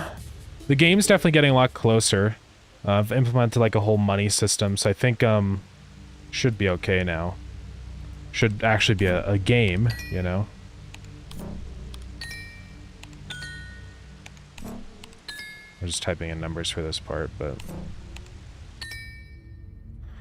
okay, we hit the quota, so that spawned in the proper amount. So now we hit next day, and it should summon in 4. Yes, we're good. Alright, I think everything's good, so I can get rid of that now. It should follow whatever the quota is. So basically what I set up is I set up a option to specify a maximum number of Morse code signals that can be on the band at a given moment in time. So now I have that at a cap of 7, and whenever you complete a signal, it'll spawn in a new one. So I do that just so that it's a little, you got a little more breathing room, and you actually have to go through and look for them and scan, you know? This is better that way. So yeah, anyways. Trying to finish by today, because tomorrow I have no free time. Oh yeah. Well, I wish you the best of luck. That should all be good now. I don't have to print Baba anymore. Yeah, transitions and everything. Yeah, we're still doing pre-rendered stuff. I've got the scene still open right here.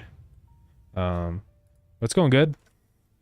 I might speed up this animation a little bit for the swap over.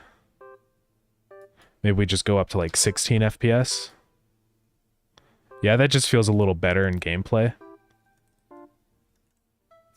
So, Chepa, wish you luck too. Thank you, thank you. I am really close to getting this like a nice playable experience, I think. The final thing I just need to get working is the upgrade system. But I can't imagine that would be that hard. All that's going to be basically is just a big list of our upgrades and whether I have them or not. So yeah, that just feels a little better. Slightly smoother. I don't want it to feel like the game is like lagging when you do that transition, so I think it's better. You want a car? Well, we have that car. Why But my editor keeps freezing every second. It's really frustrating. It's really slowed down development. It's not Godot's fault or my game or anything, it's just my computer. Because every single time it freezes, it also our Twitch overlay also freezes. So I know that it's like just something wrong with my computer. But it's been very frustrating. I think it's probably about time for me to get a new CPU. I think my CPU's been having some funny moments. So, yeah. I don't know what else would be causing that, you know? So I think it's probably about time. You're also missing an upgrade system? Yeah. Yeah, it's about time I get working on that, I think. But yeah, I've got it set up so that like, every time you successfully decode a signal, it gives you 10 times the tier of the code. So if you have like if you do one that's easy, you won't get as much money. But a hard one will give you more.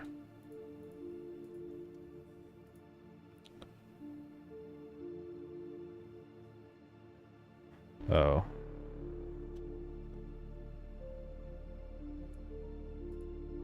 Here, tier is that. I'm going to call it max tier. And we'll just set that to 0 by default. It gets reset anyway, so now I can just say max tier. Alright. I'm just going to be lurking the streams. I really need to finish this game. Yeah. No, feel free to focus on getting everything done. Yeah, I'm just going to be grinding out this upgrade system. Getting that all in place. I'm hoping it won't be too bad. I kind of want to, in my default theme, set the theme of our panels. Let's go and do that. I think I can just select it here. Panel. And then I'm just going to copy this theme for my panel.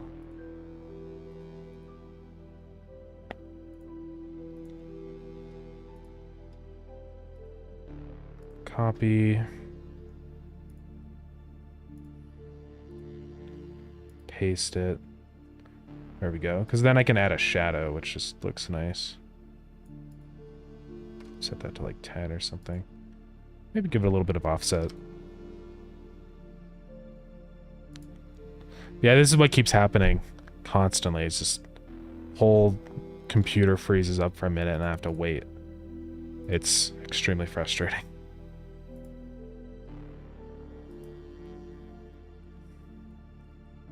Could add a border to this. I don't know if we want to, but could see what it looks like.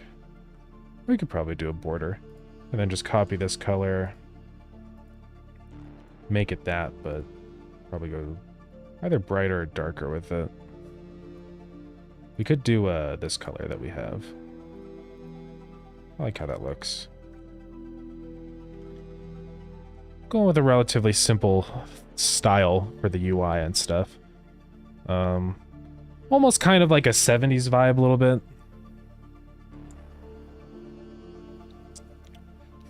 But not too goofy and crazy, because it is a game about being a spy, after all.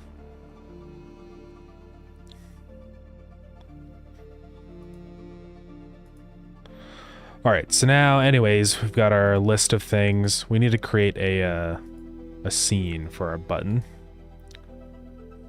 So, how do we want to do that? Looks good. Thank you very much. How's it going, K-Mac? So I'll probably have like a name of the upgrade over here on the left. Just like, funny upgrade. And then show how many I have or whatever.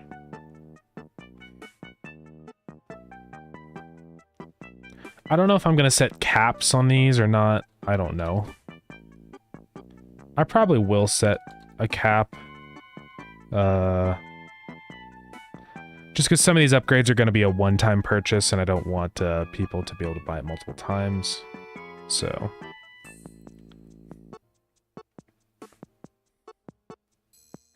And I'll probably slightly exponentially increase the cost as you upgrade it.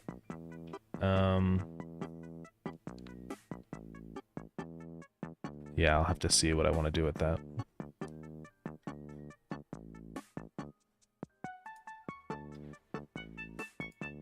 So I'd like this to be a little bit wider.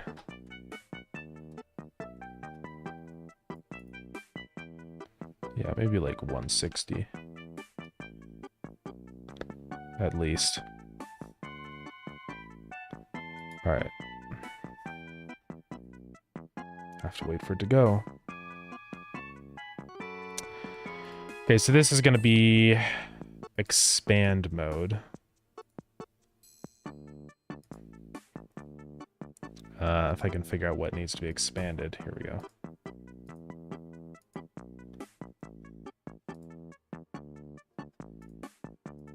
Shrink begin. Oops, that's our V-Box, so that's on fill mode. That's good there. So we're going to add a little separator in between our text and our button, just so it looks nicer. And this will just be set to expand mode, but visibility of nothing. So now it'll be like funny upgrade, 0 out of 10 or whatever. I guess I could do it like that. Maybe I'll purposely add in visible separators here then.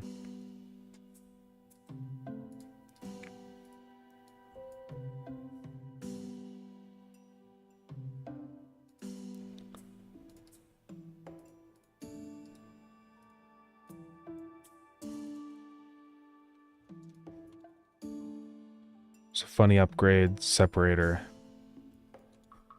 0 out of 10 or whatever, separator. And I won't make these invisible anymore. So kind of like that. I think that's nice. It's just nice and organized. It says the name, the quantity, how much you have, how much you can have, and the button that shows the price and also that you click to buy it. I think that'll work. I'm gonna style these separators though, because they look stupid. Start V separators. I don't think I am using any horizontal separators, so. Style box line. Color will be that funny color. Vertical.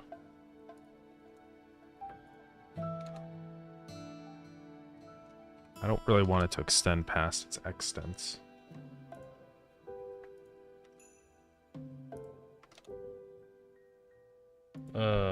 Let's see. Thickness is what I want to change.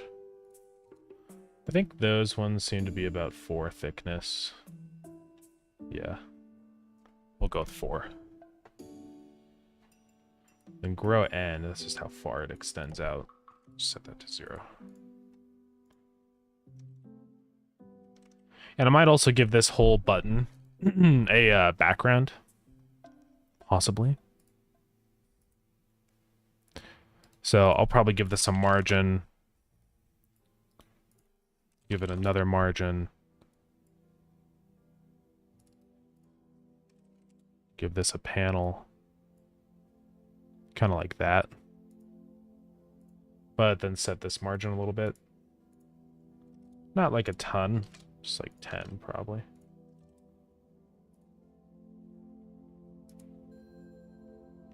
Something like that.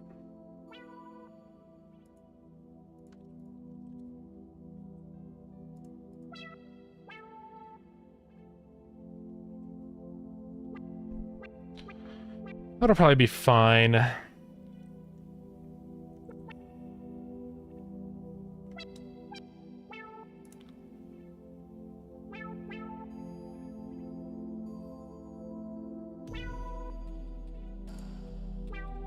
Then this separator, I'll probably give it a little bit of height.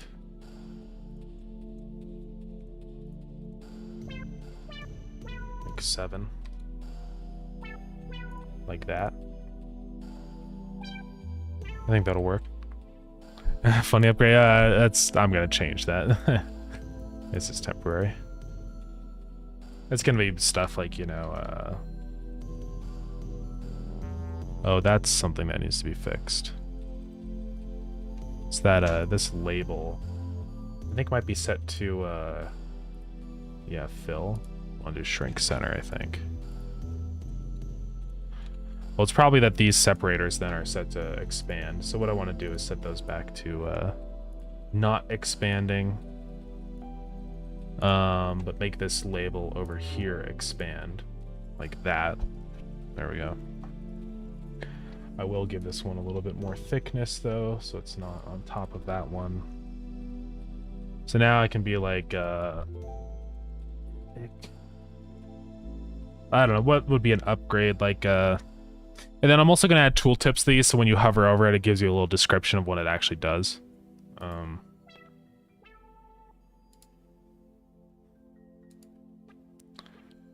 Just a bit confused about ODA. Sorry to bother you. No, it's all good. But could I ask you, no, you have nothing to do with organizing the jam, but you might know the answer as you're going for the same category. Yeah, what is it? I am happy to answer. Oh, and I could probably make this auto wrap so that we don't have that issue. So if it gets too long, it just does that. And then our thing gets taller. That works pretty well. Except our button, though, is also expanding, so it's a pretty easy fix, though. We just say stop filling, like that. That's good. Hopefully I won't actually have to do that, or to use the auto-wrapping, but just in case there's one like this where it's just a little bit longer, then it won't be all funny. Also go ahead and just set that one to fill vertically. It says we need to do everything ourselves, right? Even sounds. Yeah, I have not used any pre-made sounds. Like, everything that I've used in the game I've either generated myself with, like, FL Studio, I've recorded with my mic, you know, stuff like that. I think as long as you're the one recording your own sound, it should be fine. Like, for the static for my radio, I went to WebSDR and actually recorded the radio sound. I think that's fine, because I'm still like extracting, and I'm involved in the process of creating that asset. And so I think that's the most important thing. I mean, it gets a little iffy because the lines blur, because, like, of course, with like a DAW like this, these sounds are already created for me technically, but it's not that I'm still like creating something new out of these.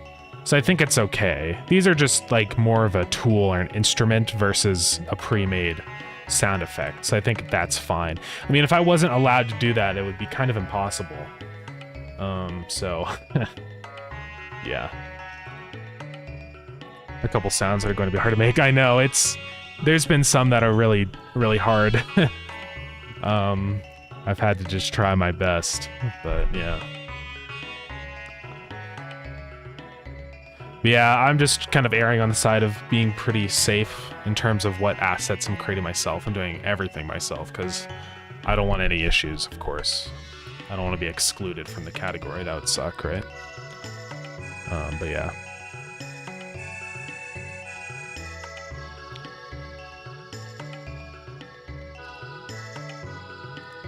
Okay, so I should be able to change this button now. I want to make sure I can put, like, probably up to 10,000 would be good. Looks like 10,000 is exactly 160.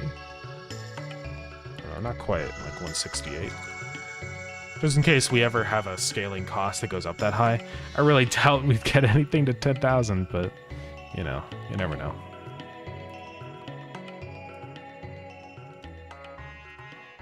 Now, also, this is weird now. Since I gave it height, it, like...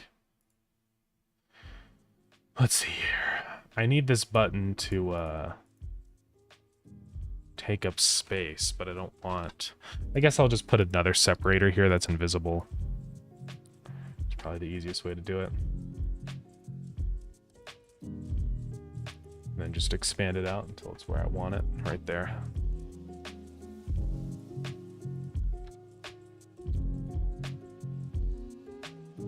It would be cool to do icons for all these upgrades, but, you know, I don't know if I'll actually do that. I would love to be able to... Yeah, I'm gonna make it so we can hover over these upgrades. Just hover over this box.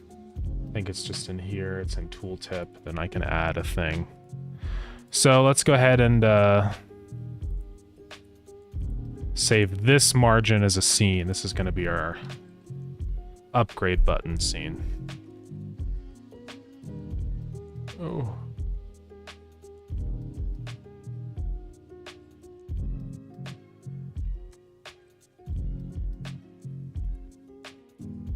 Call it upgrade button. So here we are in here. I think this will work. Give it a script. At export var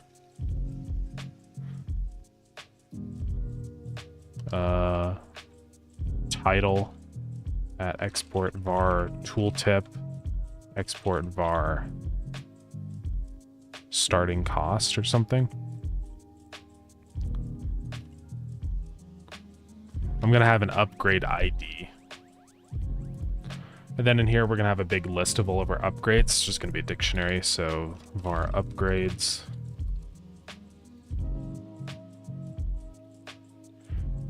And I guess I'll just put all that stuff in there then.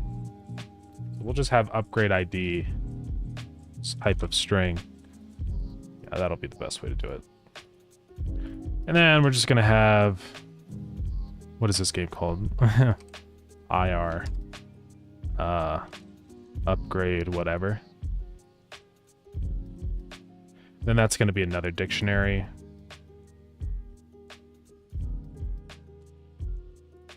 And it's going to have stuff like name, start cost, tooltip. Put that here up near the top. So let's just go ahead and start with like some basic ones. Let's do upgrade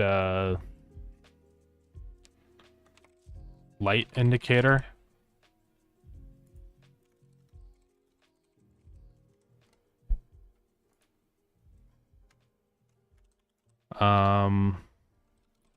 Shows when a signal is using pre-made sounds in FL frowned upon. This is where we get into blurred lines. I imagine, though, it's like fine to use sounds in FL as long as you're transforming them, because it's less so just using a pre-made asset. You're creating an asset using a tool, right? Because, I mean, it's like, how far do you go? You could say, I'm not allowed to use Krita to draw because my brushes are pre-made and stuff like that, you know? It starts to get a little ridiculous. So I would say, I mean, I'm not the authority on the jam or whatever. I'm just assuming, but I think it would be pretty reasonable to argue that it's okay to use instruments and VSTs in FL Studio. I probably wouldn't use like a pre-made sound effect in FL. There are some like packs, like there's an SFX pack I have here. I think this is the default, but I probably wouldn't use stuff like that just because it's just a straight up sound. But if you're creating your sound using a VST, I think that would probably be fine for ODA. These are some things that definitely should be clarified a bit more, I think. I might, after the jam is over and stuff, mention that to Adagon, of just like, because I mean, I know there's, we go to the page, the website. Also, ads are over, everybody. Sorry about that.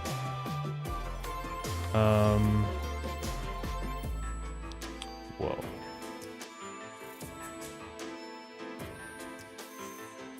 Anyways, Anyways, you go to the about page, it says like the rules. Yeah, pre-made stuff. Fonts, code, engine shaders, and logos. So it says, yeah, pre-made music, but this is the thing. As long as you're creating a sound effect or music, I think it's okay to do that if you're using a VST in like FL Studio or wherever. That would be insane if that wasn't allowed. Because then the only way to actually make music would be physically having an instrument in your house. That's not very reasonable. If that was the case, then I probably wouldn't do Down2Jam anymore. So it should probably be okay. Again, I don't know for sure, but I mean, if you really want to double check and make sure, I'm sure you guys could just ask Adagon. Adagon might be streaming today. I don't know. Or you could just ask on the Down2Jam Discord too. So let's see here. There's gonna be a light indicator. It's got the name, start cost. I'm gonna say max count. On this one will be 1, so you can only buy 1. Shows when a signal is a valid piece of intel.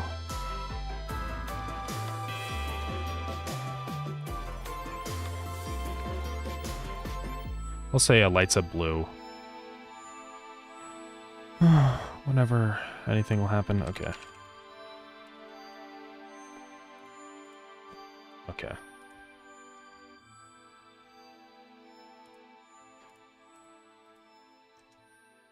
So that should work there. And then I want to add another upgrade that's like something that you continually do. Just so I can start testing it, right? So we got the light indicator. What's a nice like upgrade that we can like, you know,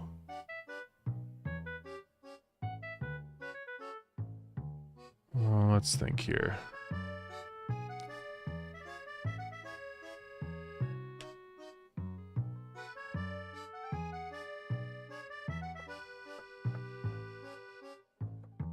I'm just thinking what would make sense.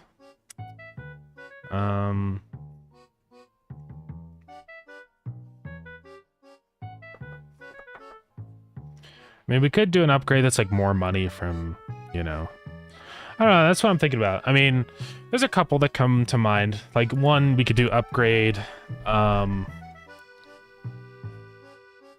Intel bonus.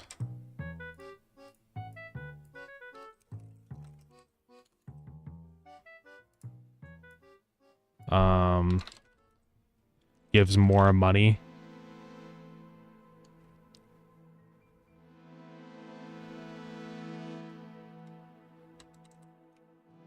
Let's just say 5 more cash every successful signal.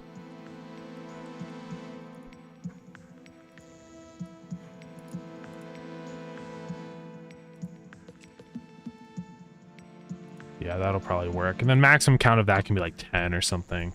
We do have to figure out the start cost of all these. I think I'm gonna make these ones quite a bit more expensive, so something like maybe like $100. Whereas the Intel bonus is gonna be a little bit. It'll start a lot cheaper, like 10, right? Or maybe down at 20 or something. It's a gameplay loop right now. Basically, you're at your radio.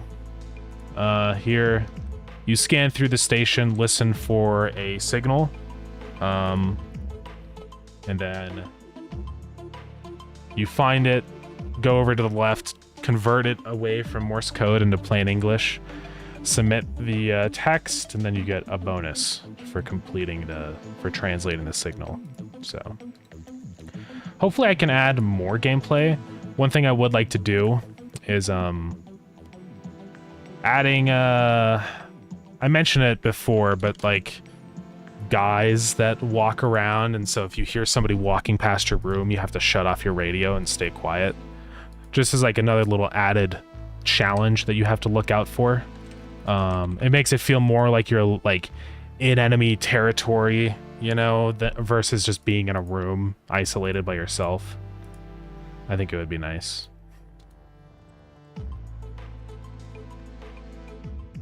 So here I'm going to say loop through upgrades. That's a good idea. Thank you very much. It's 4-star Yelp review. How's it going?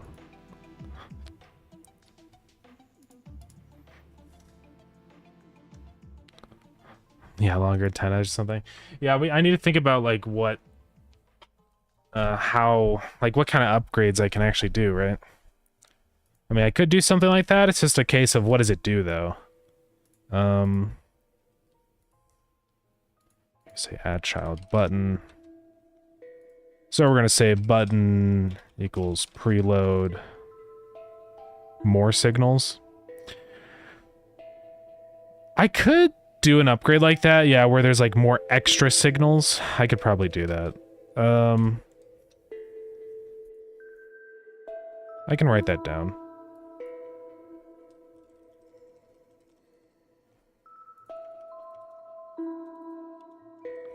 Just that you have more of a variety to choose from.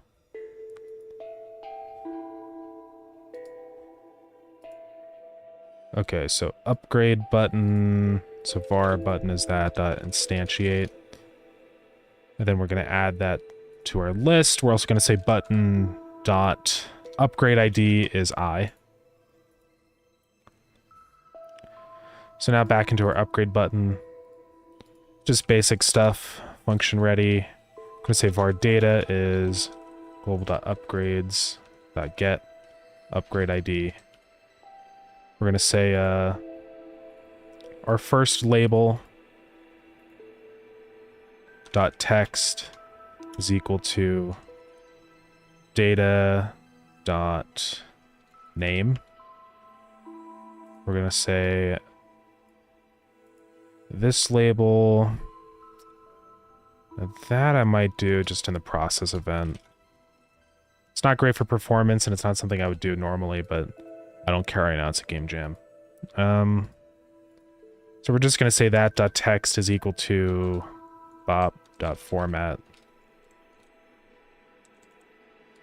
0 out of 1. And that's going to be the current number of upgrades that one has versus the maximum. So, hey, what's up, Brian?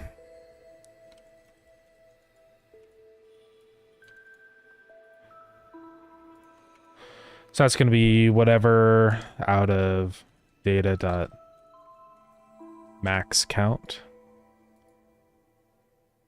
Okay. And then I do need to figure out like what the current level of it is. So I'm just going to have another thing, probably var levels, or honestly, I think I'll just store it inside of here. Right? This game is not designed to be moddable. I don't care. Also, there's no saving of data, so it doesn't matter if I change these values. It gets reset anyways. So everything starts at level 0. But now I can just say data dot... one of these years, my thing will load. Okay. Data dot level. Data dot max count. And then down here, whenever we press the button, that's where we will connect this signal and say global.main.change cache. We're gonna have var cost, right? So on ready, we're gonna say cost is equal to data dot start cost. Then we'll say change cache minus cost.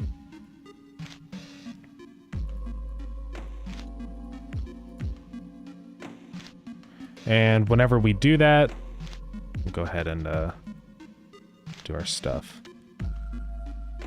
We're going to say, although, if global.main.cache is greater than or equal to cost.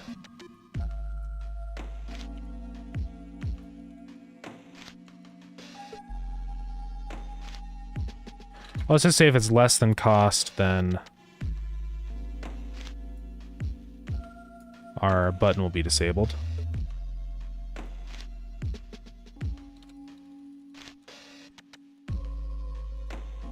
So it's true if cash is less than cost. Yeah.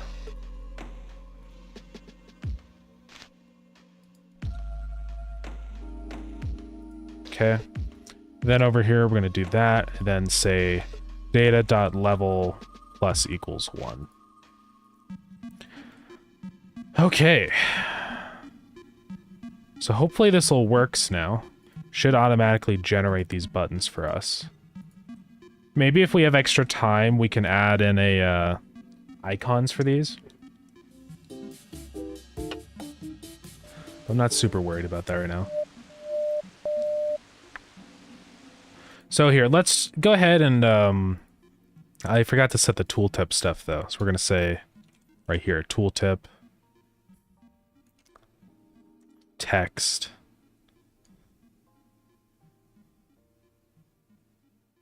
is equal to data.tooltip. So let's go ahead and play the game and see if we can actually buy these upgrades. They won't do anything yet. But we'll see.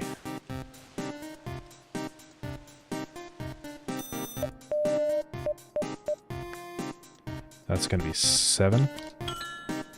So we get 10 bucks. Let's look for another one. Oh, right there. Let's see what it was. That's gonna be 9. Brick. It was actually 6. Well, I can't buy any of those.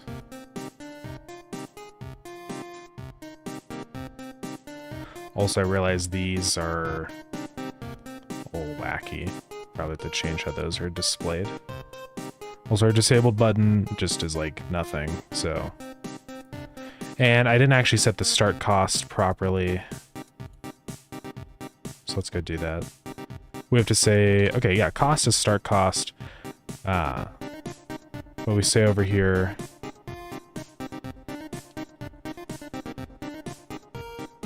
Times or whatever. And then we say, our cost label. Come on, come on, come on. Button.text is equal to cash plus string cost. And just to be safe, I'm always going to say CLI the cost, I think is what I want to do.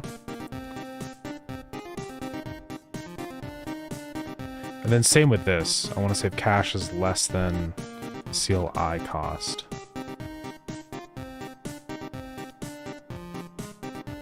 Just so it's always in terms of like individual numbers.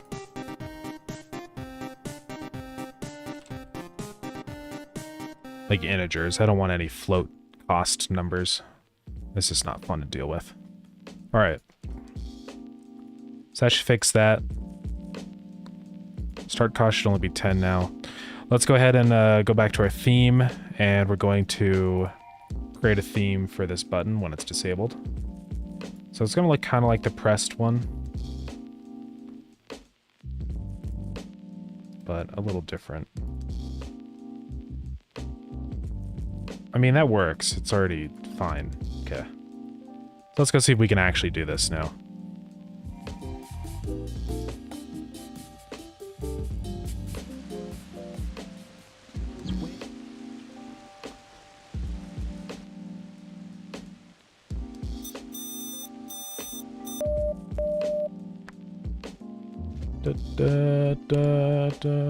I'm pretty sure it was 1.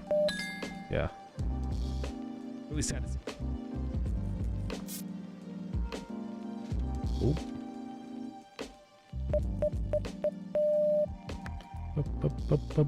4. Alright, so now we can buy our intel bonus if we click on it. Yep, minus 10. Minus 10, our number changes. Very good. Alrighty. I think we're good. And then hovering over these shows our tooltip.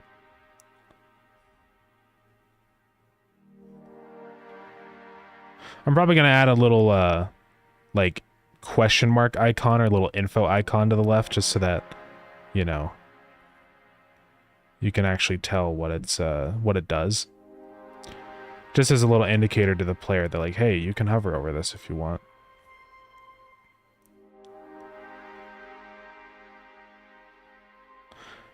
Yeah, that'll work. Okay. Or I guess what I'll probably do is just add a little tiny texture rect. Right there. And then let's just go draw an info icon really quick. It can be pretty tiny. I'll just do 64 or whatever.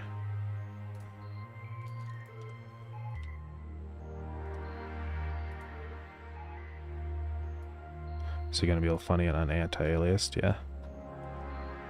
Super cool. I don't even care about fixing that right now.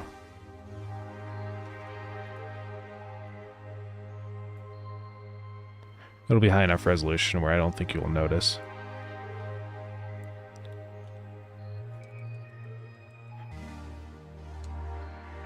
Let's do like 12 for that, so bop. And I'll try and go as straight as possible.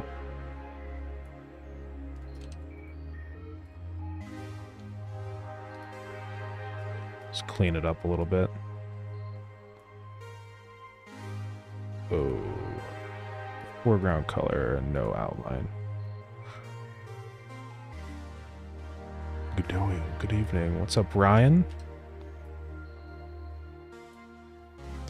Also HTML favorite code. Welcome in. How's it going? How's everyone doing?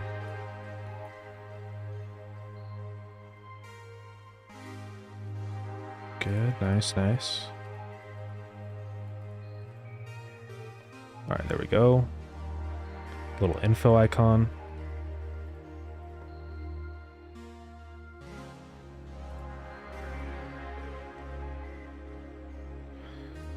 Let's create a PNG.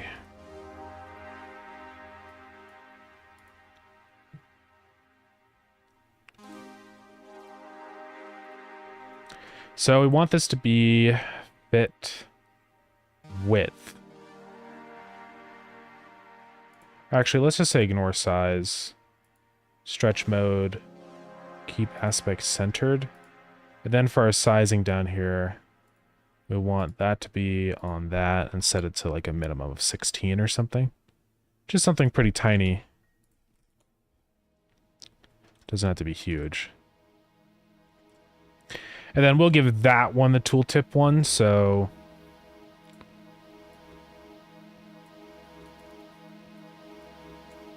we'll say on ready that dot tooltip text is equal to that. And I guess let's see, how do I want to do this?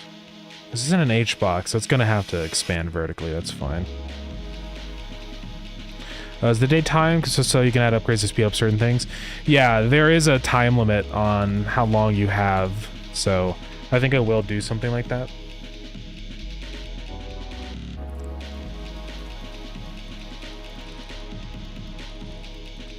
Let's see here. Okay, so that'll be that now. So now you can just hover over that and it tells you all the info about the upgrade, which I think is better. Let's go ahead and modify our tooltip stuff and display. The delay I think is too long, so I'm going to set that lower, like 0.1. You don't have to wait forever for the thing to become visible. Alright, let's get to the shop really quick. Let me tell you, even if you have bills weighing you down, Pete here has got... Sounded like da-da-da-da-da. Yeah.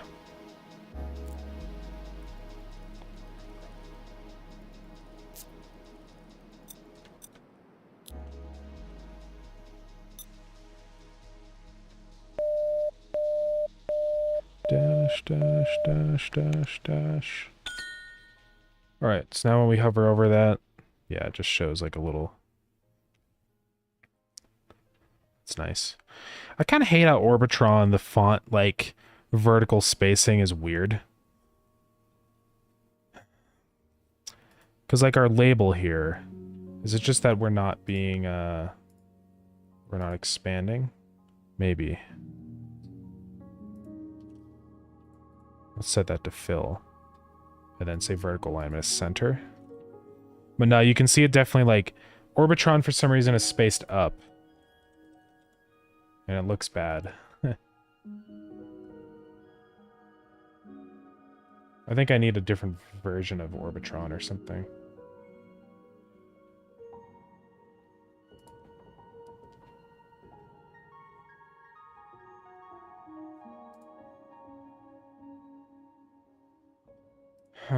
Let's see here. I am allowed to download fonts. That is something that's specified for ODA, so...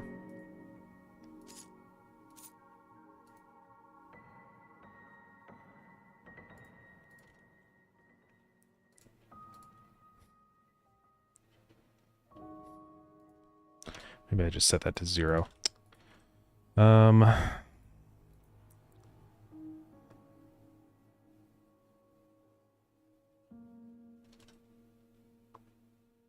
Be crazy if you weren't, I know, yeah. That would be pretty insane. Let's get one of those invisible separators for this texture rect. This one can be very tiny, like 2 pixels.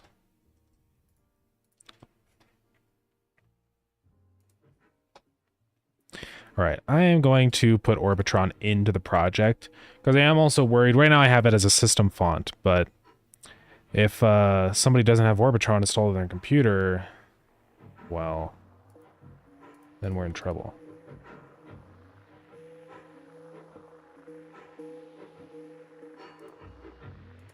Script support, language support. What's that up there? Pre-render configurations?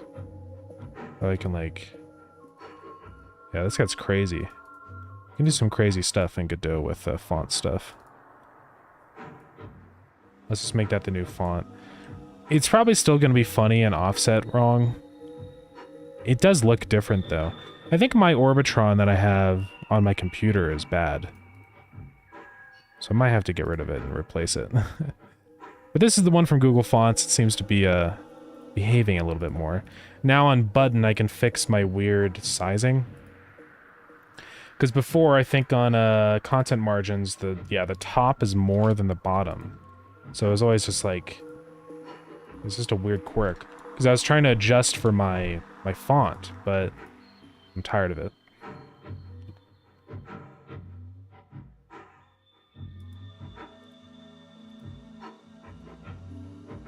Okay. So yeah, that's much better now. Everything should all be nice and centered. So let's see if I can select, like, the size of this I want. I don't know how to do it. I think I say new configuration.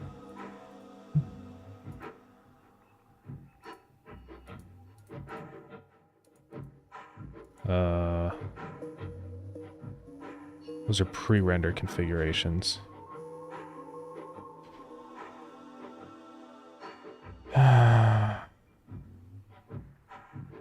Awesome.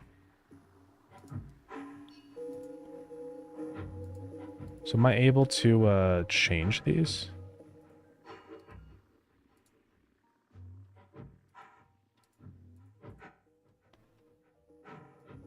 Size. What does that do? Nothing. Embolden? Gotta ask, was the chair in the bottom left? This is a good time for the chair command.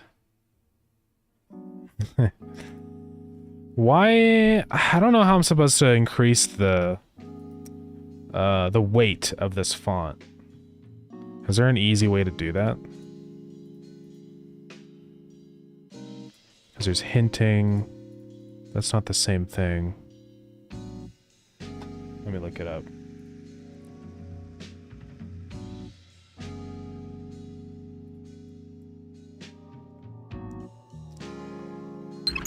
Can't be configured in editor settings.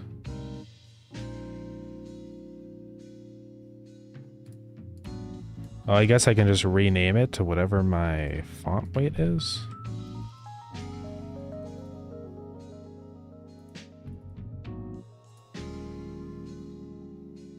That doesn't work.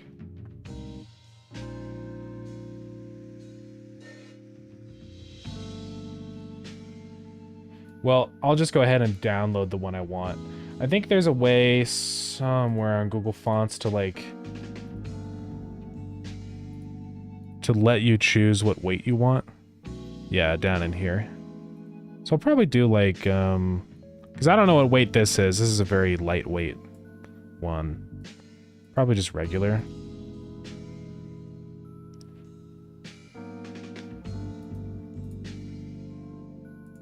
So I say get font.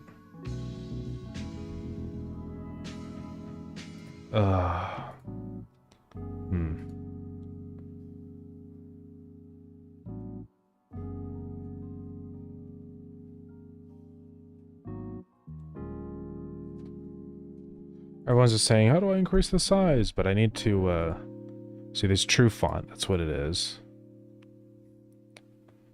It's not a bitmap font. Running a font file.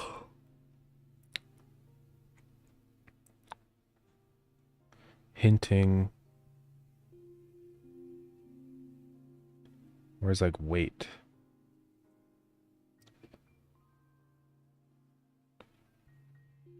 Font fallbacks. Variable fonts. Yeah, how do I do it?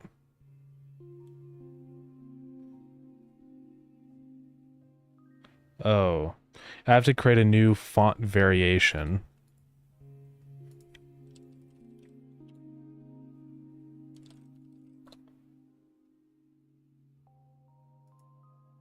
Now I can import Orbitron.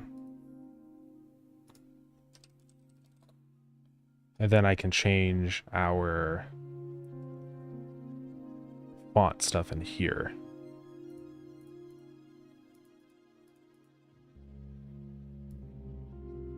There we go. Now I can embold it and stuff, and that'll work.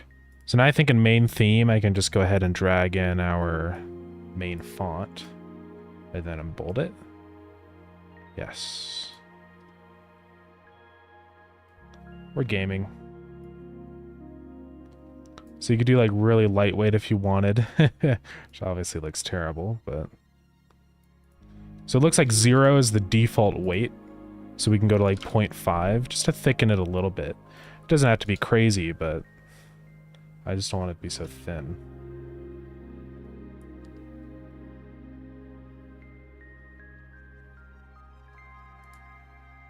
Oh, this is actually where we change the weight, isn't it?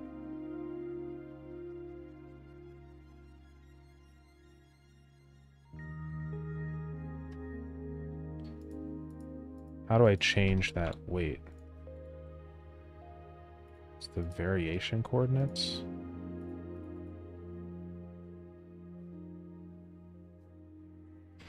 See, I don't think this is actually the same thing as changing the weight. I want to change this weight in the variation. And it has a thing here.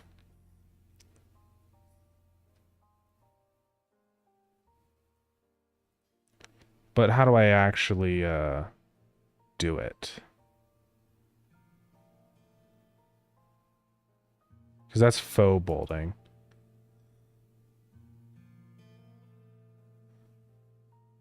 But I want to be able to modify that weight value. And it just won't let me do it.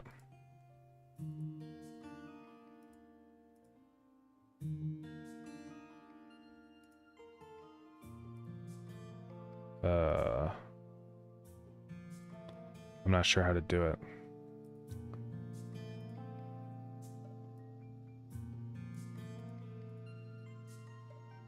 Face index.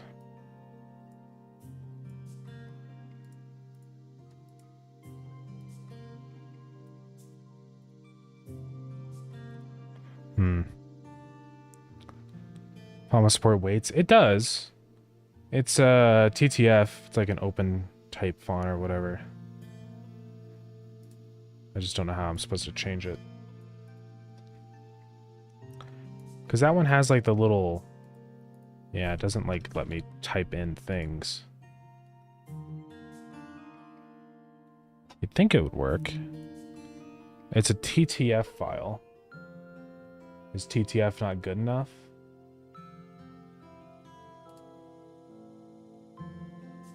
Does it have to be an open TF or whatever?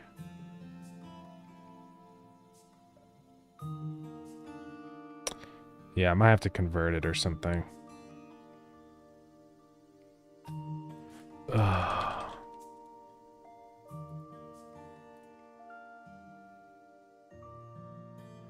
Yeah, it's probably just because since it's not oh.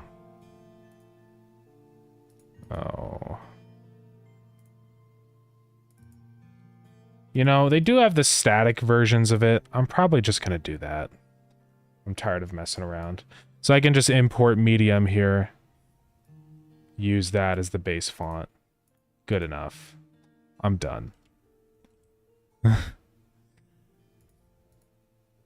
It gets to a point where it's a little ridiculous. And I don't want to run out of time messing with my font, so...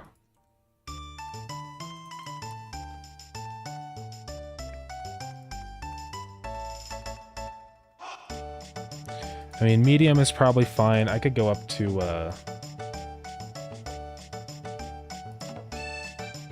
like, bold or semi-bold. You can see what that one looks like.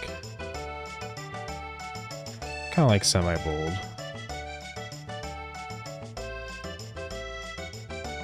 We'll probably stick with that one. Anyways, let's go see what our UIs look like now. They might be a little weird and bad.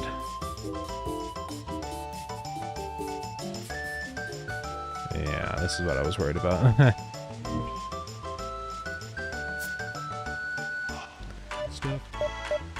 But we'll go ahead and see what the shop looks like.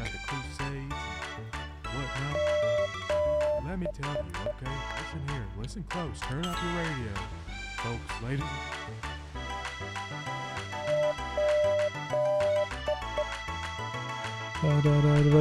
Eight. Okay, but this looks really good now. See, and I can hover over these and it tells me, gives 5 more cash for every successful signal. Lights up blue and a signal is a valid piece of intel. So that's very good. I can buy... It's definitely better. I just need to fix the text up here at the top. It's a little quirky now.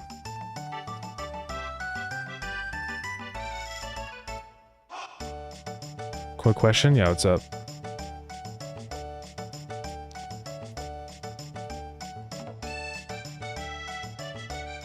So let's see, this is inside of panels. Starground font free to use. I'm pretty sure it is. It's a little weird because there's conflicting info. I haven't had any issues though. It's called Lychee Soda. It's on DeFont. And on DeFont, it says public domain. There is this license, which is CC. This is just attribution. So, worst case scenario, just, you know, link the font or whatever. But yeah. Yeah, you can use it though. It is right here. I would like to turn the other bold font I have for the game, you know, like the one that we use for the title and stuff, into an actual font. It's really hard though with pixel art. Especially that font because it's colored, that's the problem. Like, it's fine if this was a black and white thing, but yeah. It would be really cool though. I can do it as a bitmap font, I don't know if I can do that though, and like as a system font. I'll have to look into that. God, it is so hot in my room. It's not cold enough outside yet.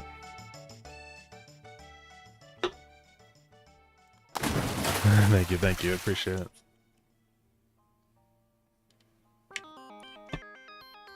So, man, welcome in. How's it going?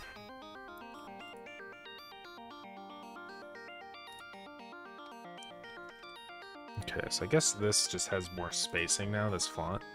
It's not a big deal. I wonder if there's a way I could change the spacing.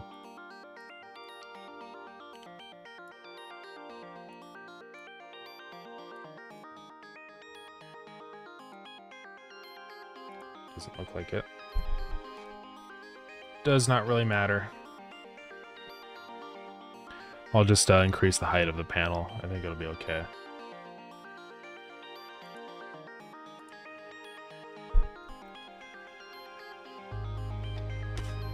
Come on.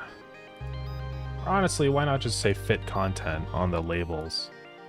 We'll just do that so that we don't have that issue anymore. What's the game about? This is a game I'm making for a game jam. It is it's called Intelligence Required.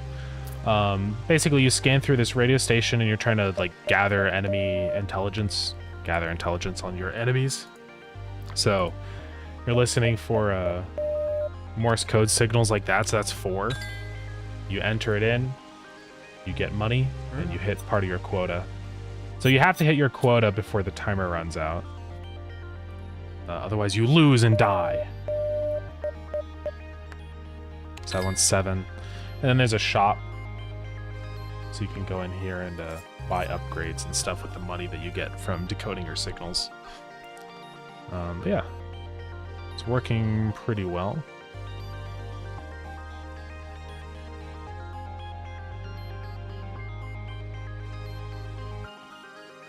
I need to change the background of our tooltip. I think I can do that inside of a main theme. I think there might be tooltip panel. Yeah. And I'll just give it the same vibe as our panel.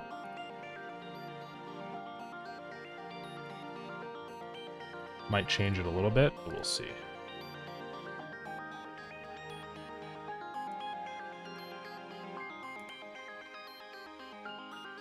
Let's see what that looks like. Well, here, I can't really test it, so let's just go give one of these buttons a tooltip. Like the main play button.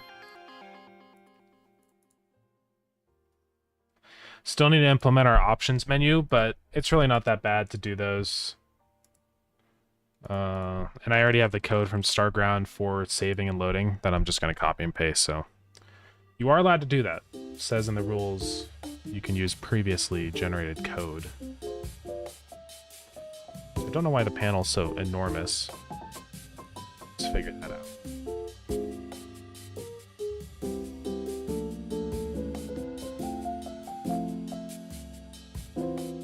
Somehow the content margins got whack. Is that the case for all of the panels?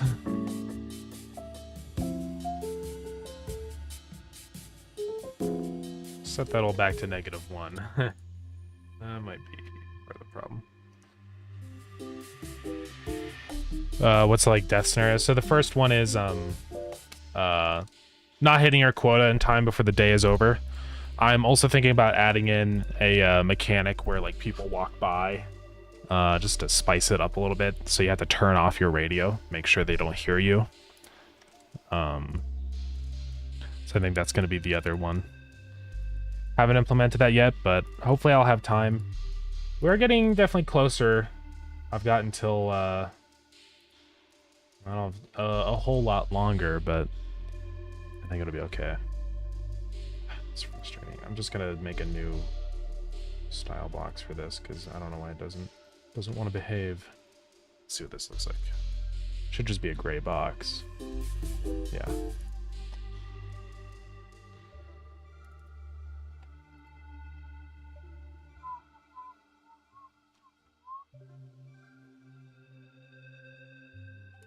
Let's give it a bit of a shadow. Now, I think that I can, I could skew it just a little bit. Why not? Give it some corners. So I want to give it, I think content margins, I guess. Just give it like 10 on each side.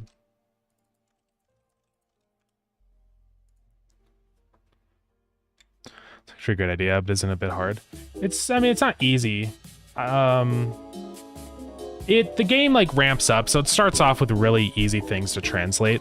It just starts with a single digit, so 1 and 2 and 3, you know. So it's not too bad. It's just listening for like 5 little dots. I mean, definitely it does get harder as time goes on. You get into more complicated words and stuff you have to translate, but I think that's part of the challenge. And one of the big things with this game too, the way that I'm gonna make it a little more feasible for people is like the upgrade system, right? So I can add in ways to make it easier for people, automate certain aspects of it or whatever. So I think it'll be fine. And that's why we're going to be doing a lot of play testing. I'm going to just play through the game fully and like, you know, how do the upgrades feel? Are certain things too hard? Whatever. Just so we can work on making it feel a little more fair. Because, you know, Morse code isn't easy. I don't want it to be impossible for people to do. That's better for the tooltip now. It's more visible. Let's go ahead and get to the shop again.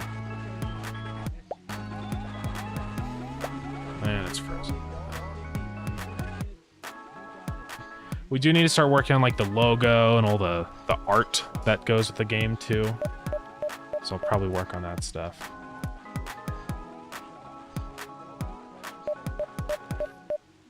So that's 5 dots.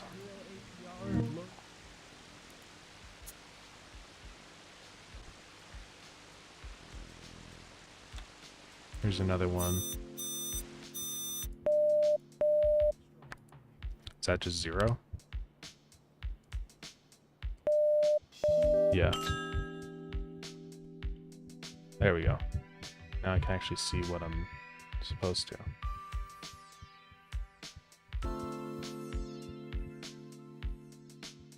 Cool. So yeah, this just gives a little of a little info on what this thing actually does, this upgrade, which is very important.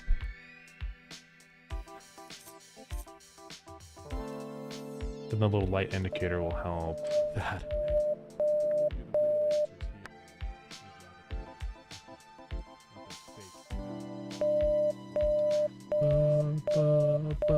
That's 0. If you put some sort of bot the player can interact with. What do you mean by that? Like what kind of bot? What would the bot do?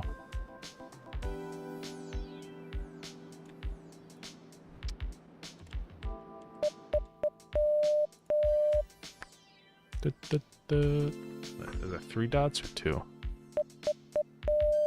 3. All right. I mean, it's pretty easy. It's starting off. You're given 5 minutes of quota time, so it's not. I'm not having any issue doing that.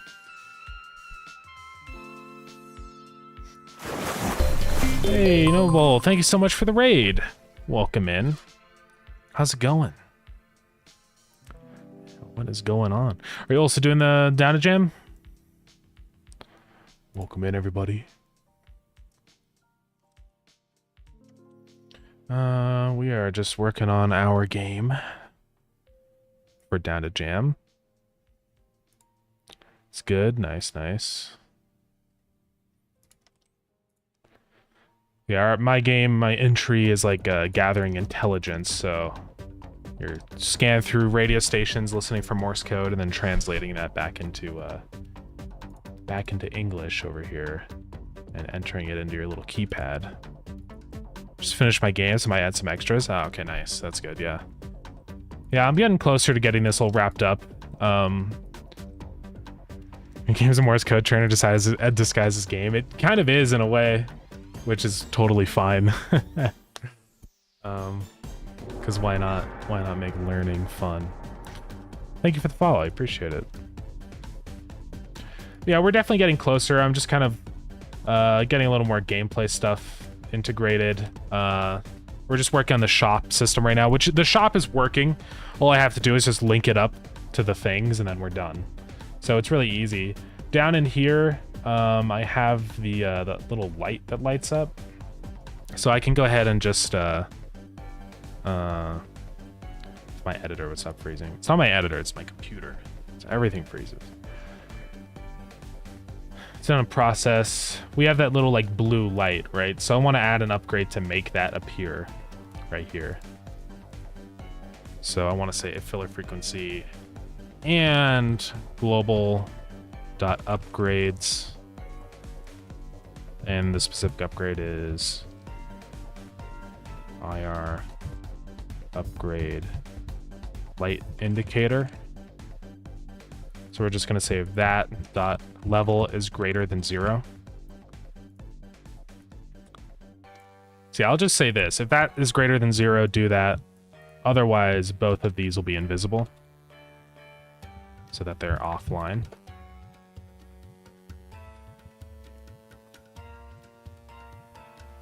So that should now work, that upgrade. Let me go ahead and increase my cache amount just so that we can test it.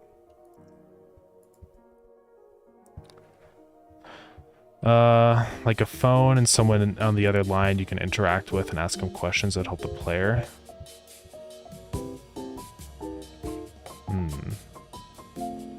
It would be tricky to get all that implemented because I'd have to do like voice lines or something, and Truck for work, done. I guess we could have like preset responses, but You want a car? Well, we have that car. Why blow your credit card I'll straight see. around? I mean, it starts off pretty easy. We have deals for It's not that hard to translate a couple dots and dashes. I mean, this is always the thing with... Is that a signal? No. With gaming is like... You can't always cater to every single person. It is also just a game jam, so... I'm not, like, ultra worried about that kind of stuff, but... It's not real. Maybe it's 6 or 5? It's 5. Alright, so now we can buy light indicator. There we go. We also have to make sure that stays disabled if it's less than the maximum or whatever. And so much intel bonus. Yeah, right now you can buy more than the thing. It's a super easy fix. Just go into here. You want a car? We have that car. And then just say and data.level is less than data.max count. And I might actually change max count to max level. Just makes more sense. I don't know if it's going to be like, it's probably not going to be a thing I release on Steam or whatever. It's just for a game jam, but it will be released on itch. I'm not planning to commercialize it, but you never know. You know? This is also one of the good things or reasons to do a game jam, right? Is, it's just good to have a nice repertoire of games that you can expand and build if you want, you know? And maybe one of these days I put up a game jam and I'm like, okay, that game did really well or something, surprisingly. Maybe it would be worthwhile to actually explore it further, you know? Stuff like that. Gotta restart the game. But yeah. So now we're gonna go into main and we're going to increase the amount that we get from our thing over here. So it's on a change cache right here. So we're gonna say that times that. Let's pre-calculate this. So var amount is plus whatever. Global.upgrades. Oh.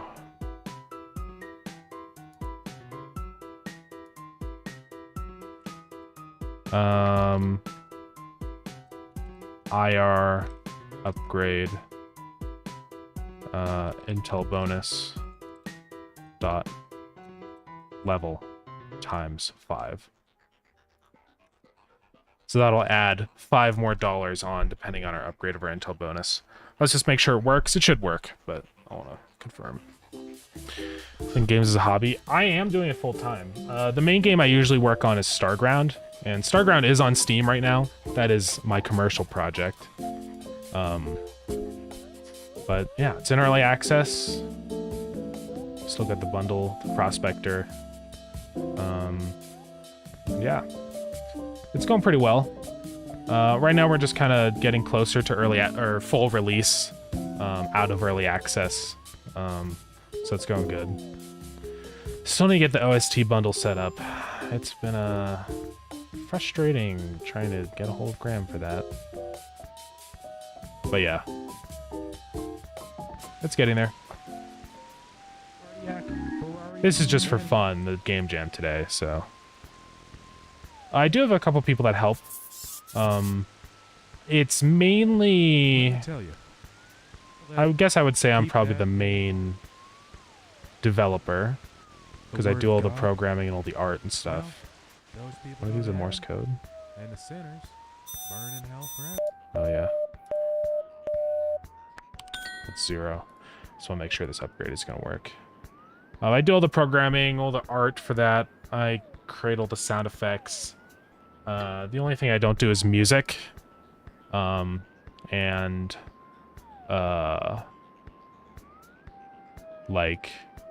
I mean, I do design things, but it's not my primary. Like, Dylan, a member on our team, does a lot of, like, the concept art and stuff. Designing the Steam capsules and whatever. Let's buy a bunch of Intel bonus, just make sure this works. So it seems my change there didn't work. I don't know why. Oh, I have to say, or data level is greater than max level. There we go. Game has a story. It does have...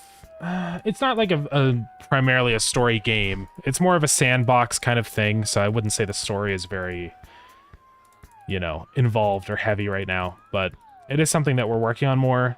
There's some little fragments of some lore story stuff sprinkled in.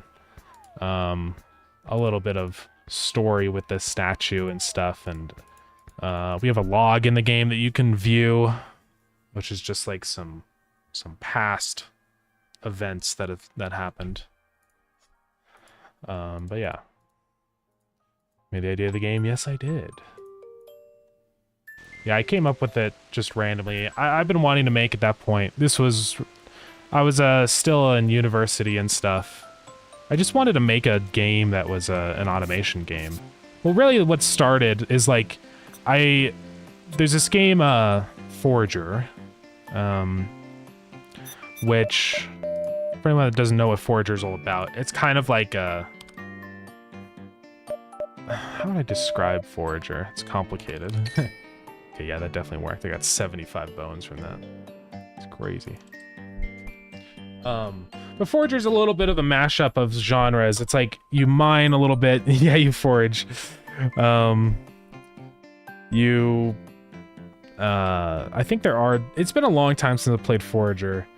Basically, you just build a little, like, you know, house. Not really a house, though.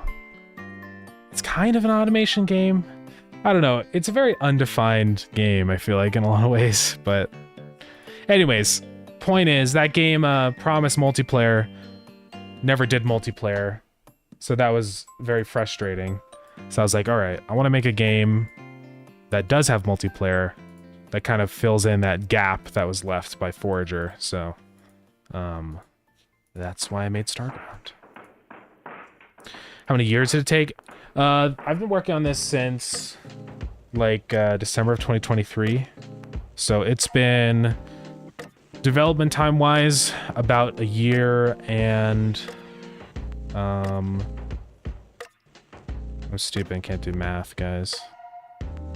Like a year and 9 months or whatever.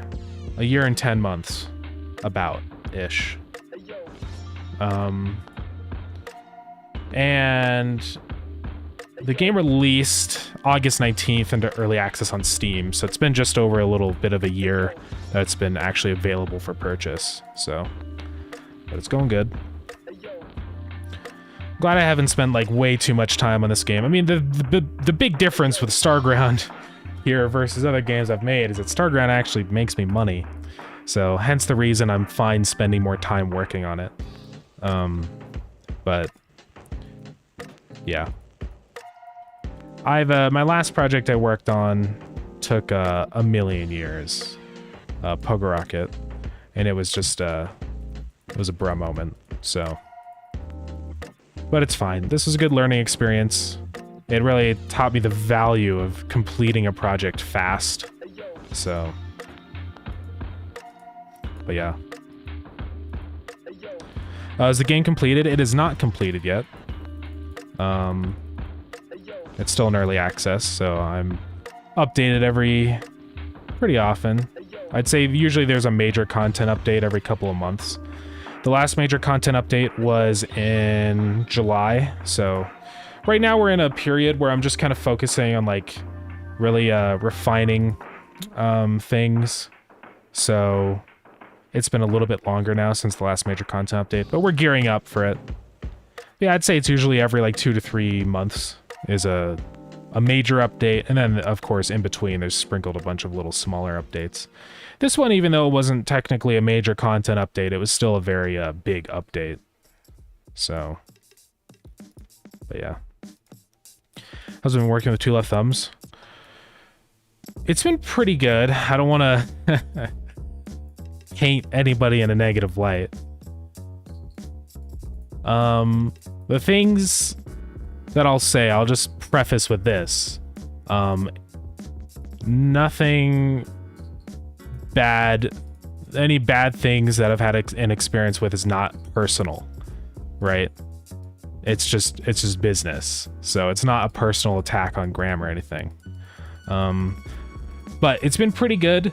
It's been nice having like just that support, you know, somebody helping with advertising and everything. And I got an initial, what do you call that?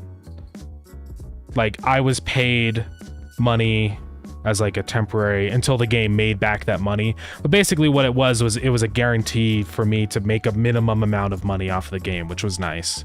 Because then it was pretty low risk going into launch. I was like, okay, I know I'm going to make this amount, so we're good. The game ended up making way more than that initial amount, so it wasn't really that helpful for me or anything in the end. But it's just assurance. But it's been good. I guess the only thing I would probably say that's been a little frustrating at times is just trying to get things in motion. It's been tricky. And this is not necessarily Graham's fault or anything, but the truth is that Graham is like a micro publisher or whatever you call it, which means that he is the only person, right, that you can contact. And so what that means is sometimes there's a lot of times where it's if I want to get something done or need something, Graham just might be busy, either on vacation or whatever, or working on. Right, like, the thing is Mountain Bed, thank you for the follow. His time and effort is going to be spread across every single game that he's publishing. And he's been making a lot of publishing deals recently. If you look at, like, all the upcoming games in here. There's quite a few upcoming, so it's been, I've been wanting to get the Starground OST bundle set up for, like, months. And I keep bringing it up, and it's been frustrating because I can't do it without, like, since he technically like owns the the Steam page or whatever. I don't want to accidentally set it up and not have it funnel through. Because how the payment stuff works is that basically he gets paid all the money from Steam and then takes his 10% cut or whatever, and then that the leftover is paid to me from him. But it's frustrating because it means I can't like set up the OST bundles. I don't know. There's pros and cons to a publisher. I mean, it's never you should definitely do it or definitely not do it kind of thing. It just depends on your situation. I did it because I don't really have any, like, I didn't have a repertoire, any reputation of anything before then. So it's trying to enter into the industry as like a new developer. I think it's very helpful just getting that foot in the door and building that relationship and stuff with other developers and publishers. It's definitely good. But I think at this point, it's probably a more difficult decision for me to make, whether it's worth it or not. Graham hasn't really done a lot of marketing for me necessarily, other than just an odd Blue Sky post here and there. That's probably the one thing that I wish was maybe a little bit more, you know, I don't know, support on that was a little bit better. So it's just hard to say. It just depends, you know, on like what's your revenue cut? Are you expecting to make money? If you already know that your game's going to be successful, then I probably would say a publisher isn't really that worth it. But if it's kind of up in the air, you know, then it's kind of nice to have that security and that backing of a publisher. So it's just hard to say. Leftovers, I mean, it takes more money and works less. No, I definitely get the majority of the money. It's just the way that the payment stuff works. Like he's paid by Steam, then I'm paid by him. It's just easier that way. Because Steam, the thing is Steam doesn't allow you to split this like place where you send the money to. So like you're not allowed to choose 2 different bank accounts and then set like a revenue split. I wish you could, but with Steam, it's all the earnings go to one account. So basically it all goes to Graham. He takes his cut, and then the rest of it, which is not a leftover, it's the majority of it, goes back to me. So yeah. But I mean, it's been pretty good. And the revenue share I have with Graham is pretty fair. I mean, it's not like... Nothing that Graham has done has been bad. You know, I want to make that clear. It's just like, you know... There's always pros and cons to everything. I don't regret the decision of publishing Starground or anything. But... I think now that I understand the experience and I think just understand better what I want out of a publisher and everything, that's where it makes it a more difficult decision. But doesn't mean I regret signing on or anything, right?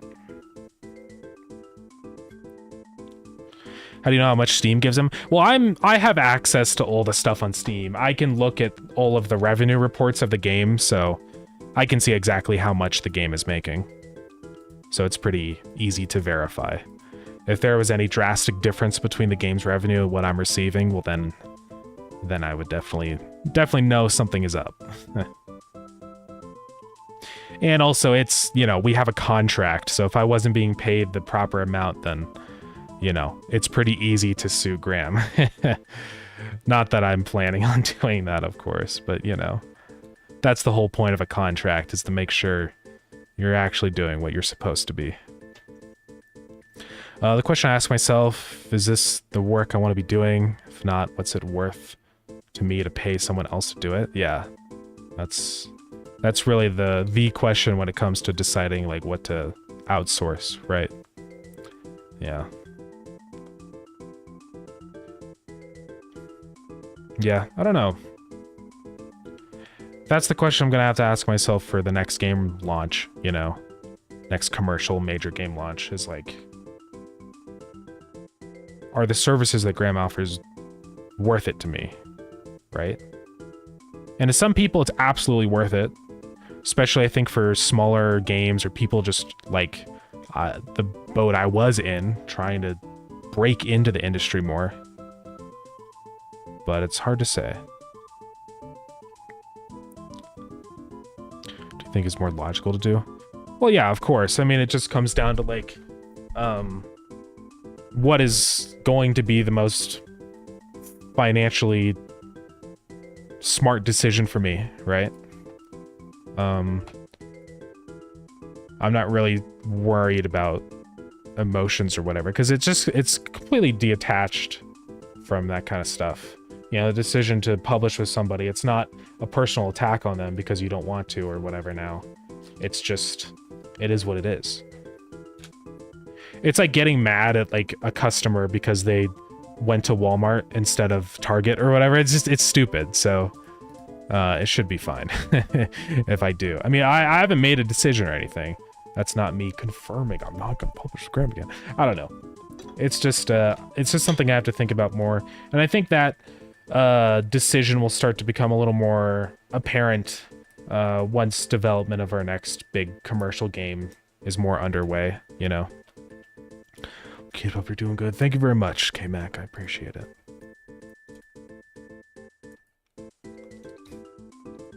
So I'm going to have this other variable, which is level scale. And essentially, it's just going to be a value. I multiply it by with each level. So we say, like, level is 1. We're about to buy level 1, right? We say to the power of 1.1. Or if level is 2, we say to the power of 1.1 again. So it just slowly kind of increases it a little bit. So I want to set that to a value that's not insane. Like 1.5 might feel pretty fair, because if we're in like level 5 to the power of 1.5, that becomes like 11. So it's pretty easy to plot this. This is what I did for the Pizza Pit game that I made. You can just go ahead and say x to the power of 1.5. And now this shows our curve of how fast our cost increases for a given upgrade, right? And you can keep tweaking this value until it's kind of like at the level that you want. The lower it is, the smaller the slope is going to be. So yeah. It'll become more linear in nature, right? So like 1.5 or 1, obviously, is just linear. Cost will just keep increasing at a set rate.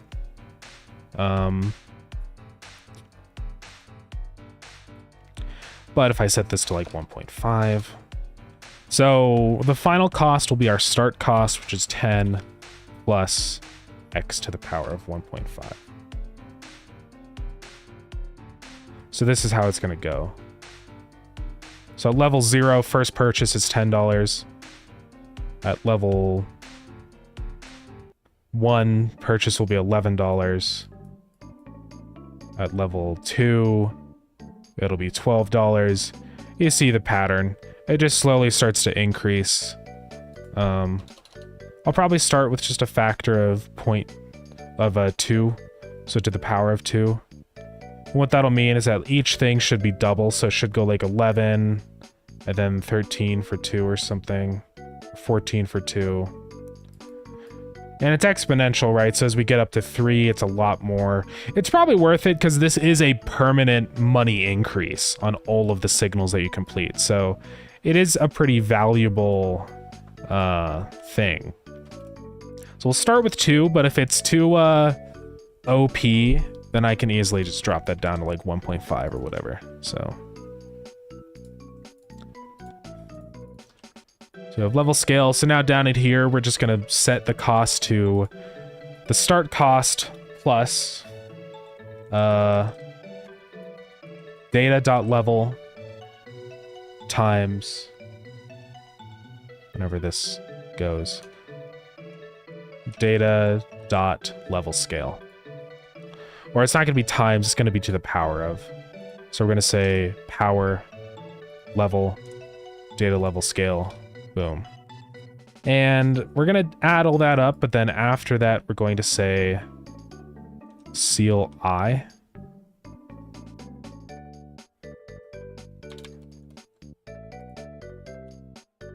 And then that means we don't have to do all this stuff here, right? We just say string cost.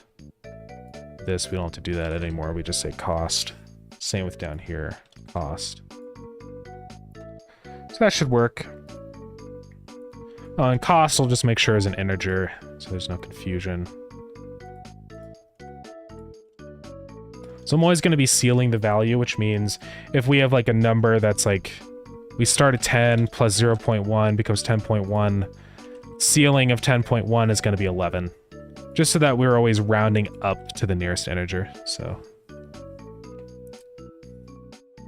Take the path of using more relationships will benefit you also, not only money. Yeah. I mean, there's a lot of decisions that go into, a lot of factors that go into a decision like that of whether to publish or not, right? So that's why it's not always a really obvious way to do it. Level scale is not found. Oh yeah, if we just set level scale to, like I think we can just say 1 to the power of 0. No, that's still 1.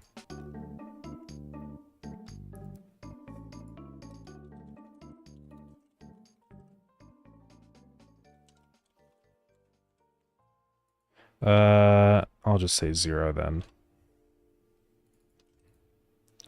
And I'll have another thing in here that checks. So what would that be if it's like 5 to the power of 0.5? It'd be square root. Okay. So I'll just go ahead and say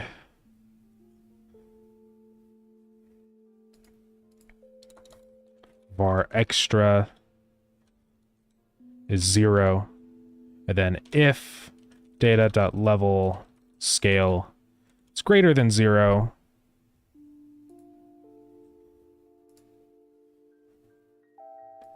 then we say extra is equal to our power. Then we say that plus extra.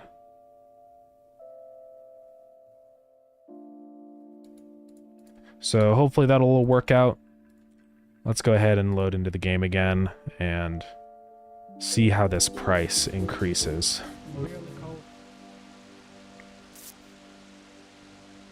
Otherwise, okay? Oh. 0, 9, 1. I have so much money I don't care right now. Yeah. So light indicator. It's still showing me that I can get it again, which is wrong. We need to figure that out. So disabled should be level is greater than or equal to maximum level. There we go. Hey, Goop, thank you so much for the raid. I don't know why our raid thing didn't happen. What happened? It's probably because my computer froze or something. Well, that sucks. But I can activate a fake one. There we go. It's not from Delirium. It's from the average Goob, guys. Thank you so much for the raid. Welcome in. How's it going? Sorry that the raid thing didn't go off. I don't know what happened. Did it print out like a thing that said it happened? It said that yeah, it printed. I think my computer's been wacky. It keeps freezing. I think it's time for a new CPU. So, but yeah. It's going great, just working on the one and only DLC for Vibe Clicker. Nice. That's awesome. Yeah, I'm just working on a game jam right now. This is for Down2Jam. So, that felt like a pretty good progression. I mean, obviously it's a big chunk, but as you start getting more complicated things, and the Intel bonus itself gives you more cash, so I think it'll be pretty fair. And the light indicator is good. Yeah, I like having a mix of these, like, temporary, or not, incremental and permanent upgrades here. Yeah, that's really cool. So yeah, the theme for this jam is a gathering. So the concept for this game is gathering intelligence, right? That's what we're going with. So you kind of take the role of a spy. You scan through this radio, listening for different Morse code signals like this. And then you go over to this screen and you listen to what it is. Sounds like that's 0. You know, it shows all the dashes and dots here. So enter in 0. There we go. We did it. So, yeah. That's the concept of the game we got going on.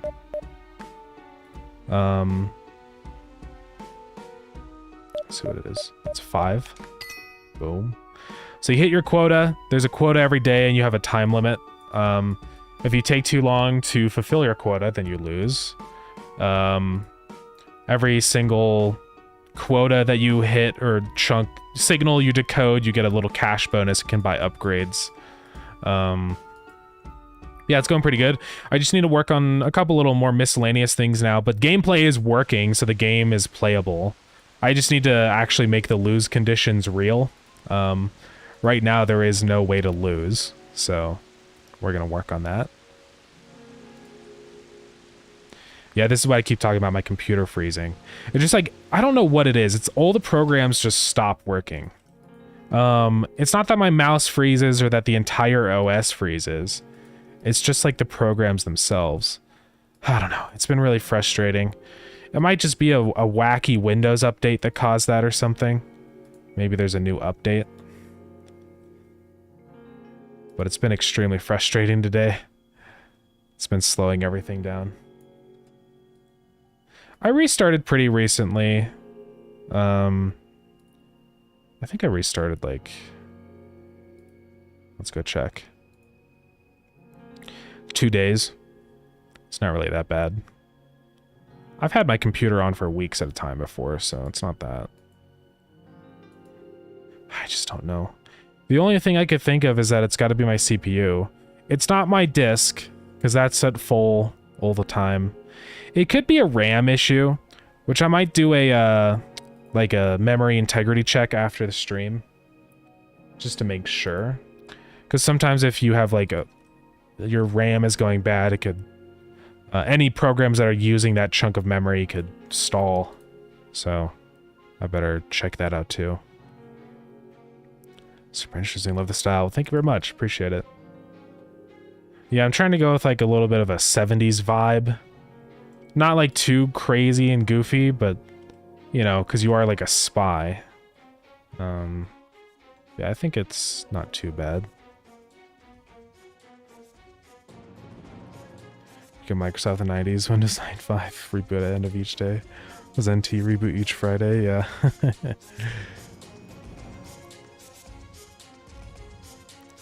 Yeah, I don't really reboot things too often unless I have like a problem or need to update Windows, you know. But okay, so things are looking good here. I will have to end stream here pretty soon. We got like another 30 minutes to go. But we could probably get the options menu working. Just get that out of the way really quick. So let's go ahead and grab our code from Starground because I'm allowed to do that.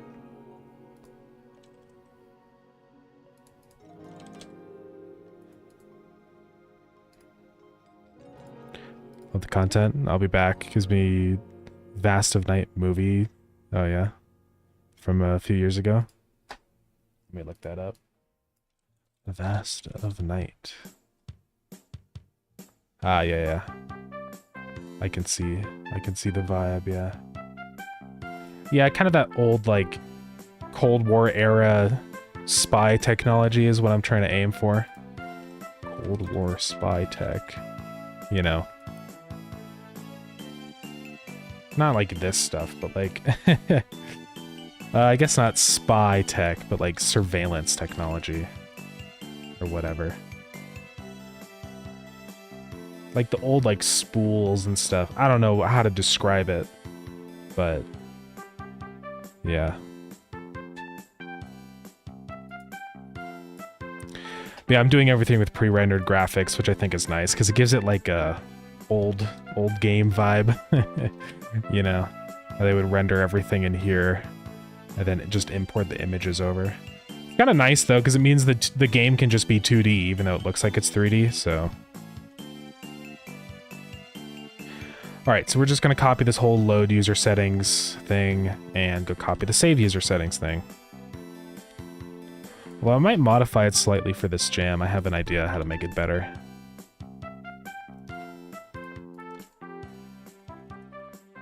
And I think I'm probably just going to close Starground as a project now.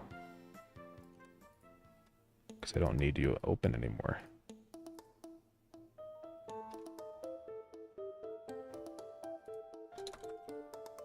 This, where I have var settings. And it's going to be a dictionary, and that's literally it.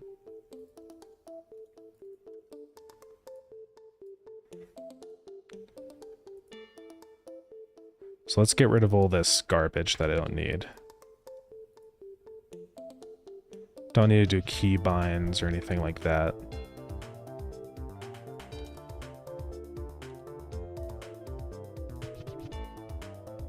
Just need like a few things here. I will keep those because we're going to have volume sliders, but...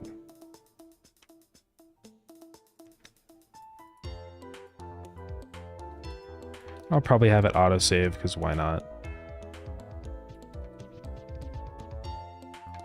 So anyways, this is how we're going to handle it. It's pretty easy. Or actually, what we can just say is just store settings, and that's literally it. So I don't have to do any of this stuff now.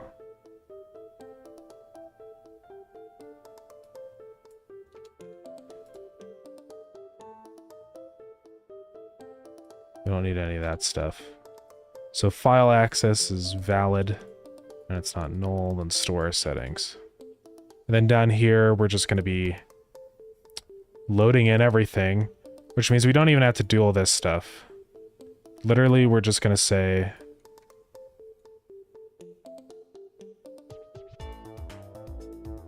store var, get var. If user data, then say settings is equal to user data. That is pretty much it. It greatly simplifies our save and load functions, so...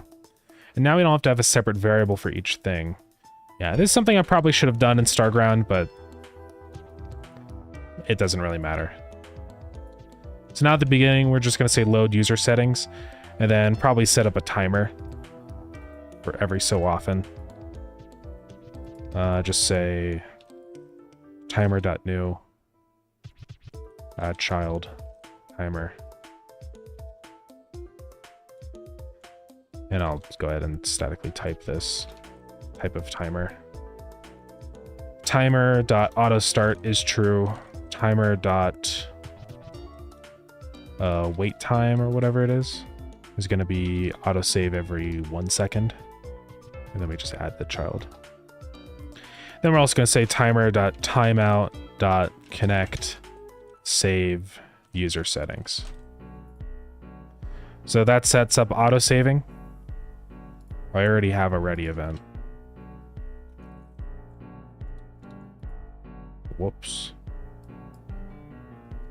Let me go get rid of the other one.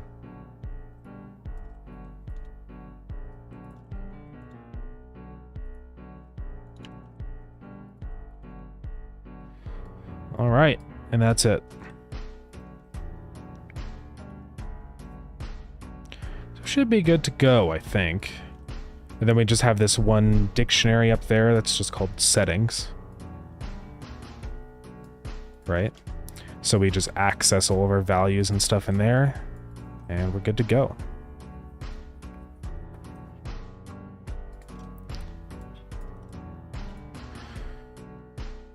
So yeah, we'll just call get on them every time. It's just a default value for whatever they'll be by default. Yeah, pretty easy. This should work well, I think. So now anyways, back to our main menu here. I would like some way to change options while you're in game, but it gets a little complicated. I might also include the options menu right here or something. We'll see. So main menu right now just has a straight up V box with nothing in it.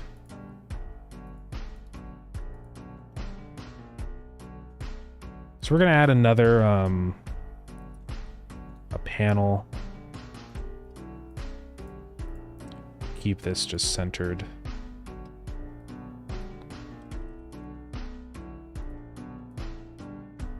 Let me hide all the other stuff like the shop UI and... So this is going to be our options menu. Then we can start adding in like a label that says options.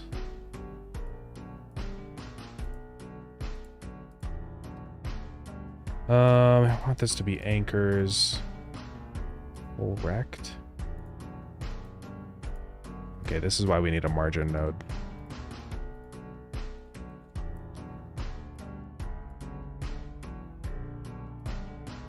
Panel container, is that a thing? Oh, that's cool. I didn't know they had that.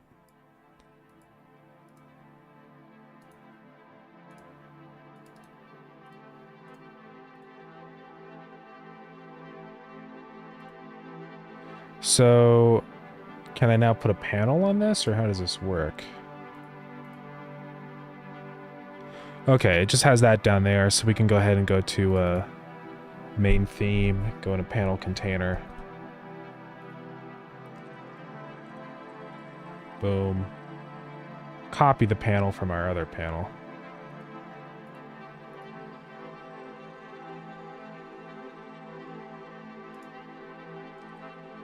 Let's just go to panel, copy, go to panel container, create it, paste. That's very nice. I should use that container more in Starground also. So now I think what I can do is just say make unique, and then on this panel container, I can just say in content margins,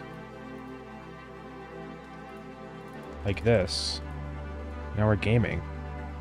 Awesome. Yeah, panel containers are the GOAT, aren't they? So we're going to add a couple things. This one is going to be play tutorial. I can't type.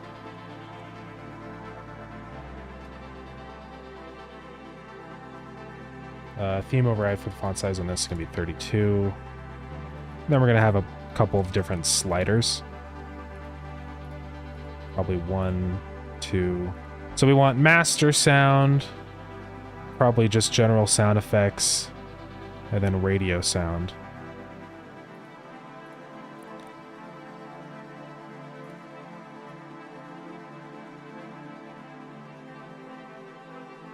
Oh, and I guess we also want music volume. Yeah. Okay, so we'll have master, music, and radio. And I guess we'll just also have other general sound effects, right?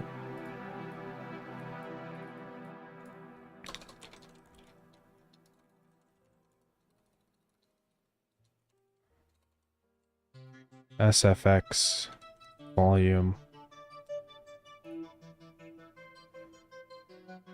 Yeah, I haven't actually created a SFX bus.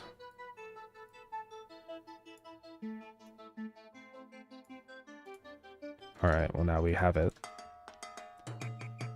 So yeah, background music, that's on music. Static will be on radio. Which means it's gonna do a compressor and stuff. It's fine. Then all these will be attached to SFX. Okay.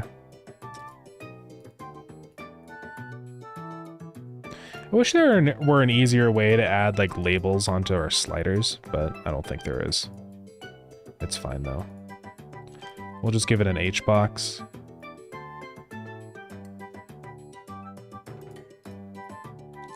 Give it a label. Oops. Like that. So that'll be the, whatever, you know, master. The font size is quite large here, but it's fine. And then this will be container sizing, expand, shrink center. Then I'll have this other label over here for the actual volume, like that. I mean, this options menu will be way bigger, so I think it'll be okay that it's at the font size is that big. So let's figure out what this size needs to be for 100. 49. Set the minimum size to 49. And then let's just duplicate that for all the other nodes. Well, let's just go ahead and make this nice and convenient. We'll turn this into a scene.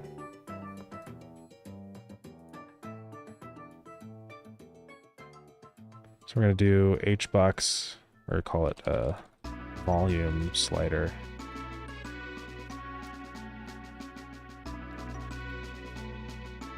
Give it a script. At export bar bus. Yo, thank you for the... I think something's wrong with our overlay. Let's restart it. It might have accidentally got disconnected from Twitch or something. I'll go ahead and redeem that spin again so it works.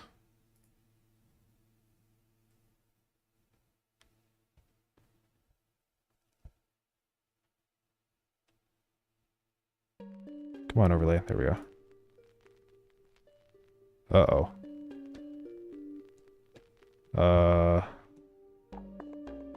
What is happening? Did it fail to connect?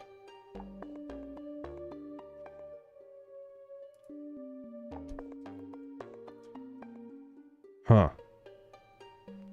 Nah, it's okay. I need to fix that if it's a problem.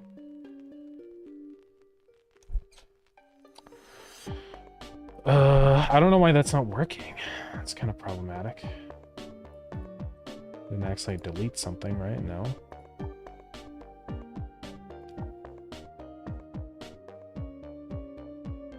Should try and connect up.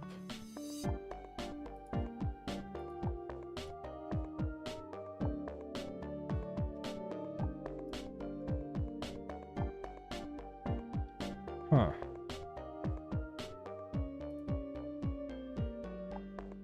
I do not know why it's not working. Well, that sucks. I don't know how I'm gonna fix that because I can't test it if I'm not streaming. So... kind of have to figure it out.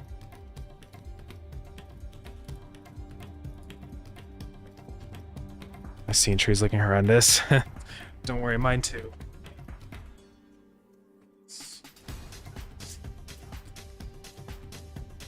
Not believe. Oh, that's better. Slowly losing hope that I'll be able to finish up at a reasonable hour. I had to pull an all-nighter and just tank work tomorrow with coffee or something. Yeah, I'm probably going to be up all night working on this game.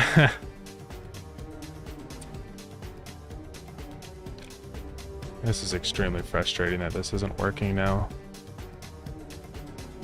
Okay, should be running this. So we say await Twitch service setup, and then change scene to file main. I probably just need to restart everything, is my guess. Let's go ahead and close out of everything really quick and just reload current project. Yeah, save and close.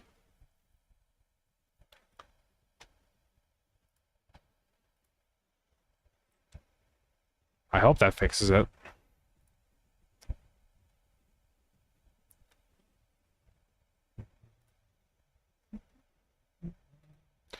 Let me go open it up again.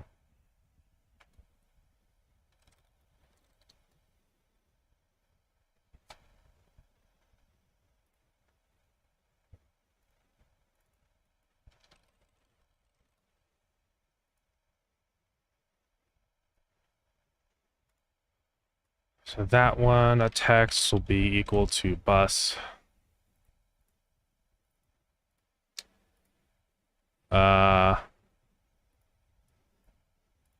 Then we'll also connect on value changed. We're gonna say audio server dot set bus volume linear to our value.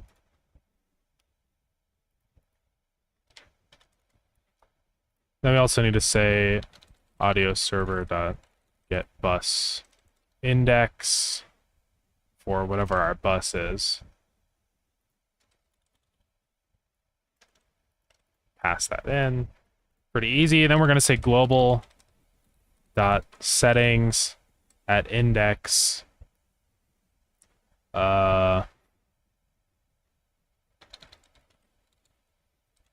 volume plus our bus will be equal to our value. So that when we reload that data over here, we're going to say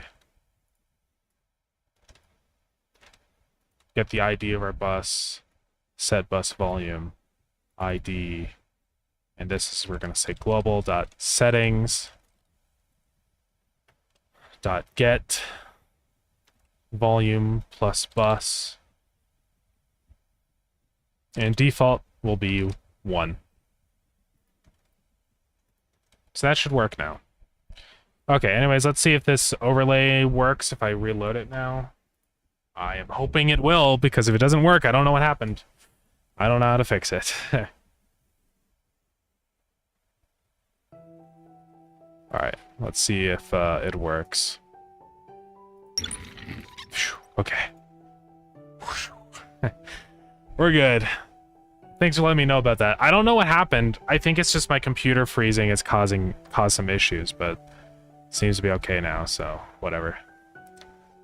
Okay, anyways, this should now automatically settle this stuff properly. I'm gonna have another function that's set volume that just does all this stuff for me.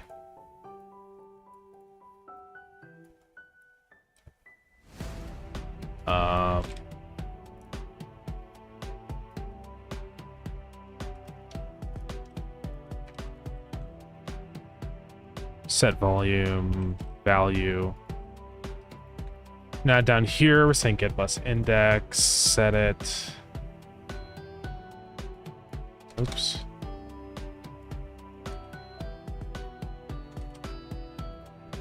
And then I'm also going to set this second label, so .text is equal to value times 100, and make sure that's set to round I.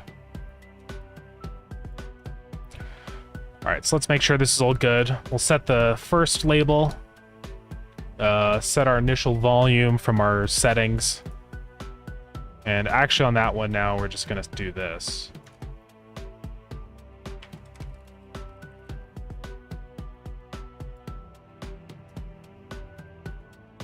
Like that, which will automatically set our label and everything. And whenever we change it, we reset our volume and set the new global settings to that. Let's go ahead and try it. I think the options are just going to be in the corner right now. Oh yeah, I didn't convert this into a string. Whoopsies.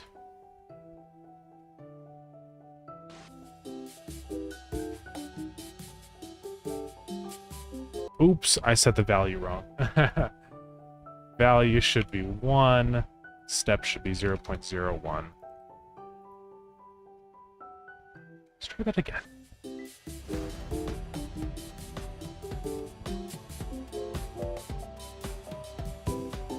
Oh, I didn't set anything for the... yeah. I don't know why it's being funny, though. Say set volume value to whatever value is.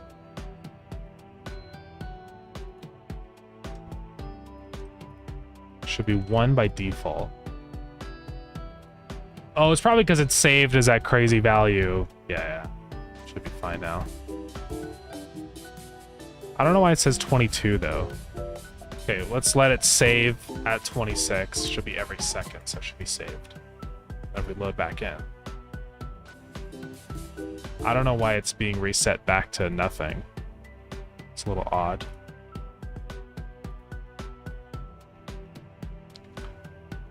I'm not doing any linear to dB. I'm just keeping everything in terms of linear. It's easier. Let's print what that is. Should just be 1. Yeah, 0.26. So then I say set volume. Oh, it's because I'm not actually setting our value to that. So that's why.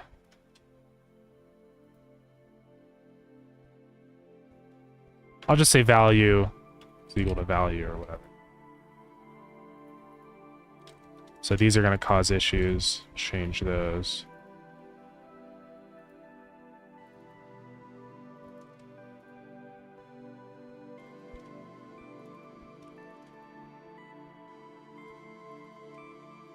Value not declared. Oh. Oh. No wonder. Item out, leader gang. Sounds good, K-Mac. Thank you so much for coming in. I appreciate it. And, have a good rest of your day.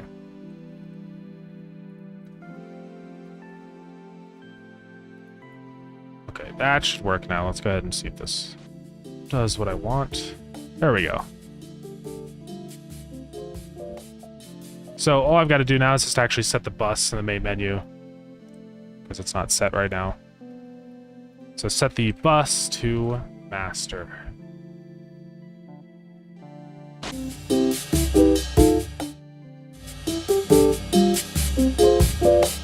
I've had my master bus at minus 21 decibels this whole time. Well, I'm glad that I added in the option to change the volume. So that I noticed that bug. Oh yeah, we got music. I just cooked this up last night, messing around. I've put sounds in. Don't worry about it. Still got time. Jam's not over yet.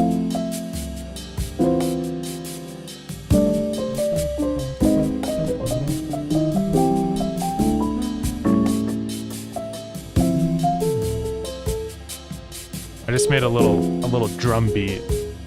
I was kind of going with like a bossa nova vibe or whatever. I don't know. It just felt like the right vibe.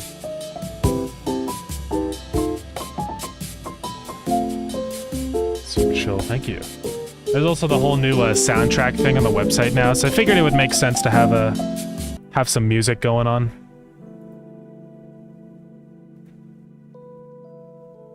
Alright, this is so easy to make this options menu, this panel container. Oh my god. I need to use that in Starground. I just didn't know that was like a thing. But hey, the more you know, that's what this is all about. It's about learning. Let's not set this to fill. Let's just say shrink center. Let's go ahead and add a separator.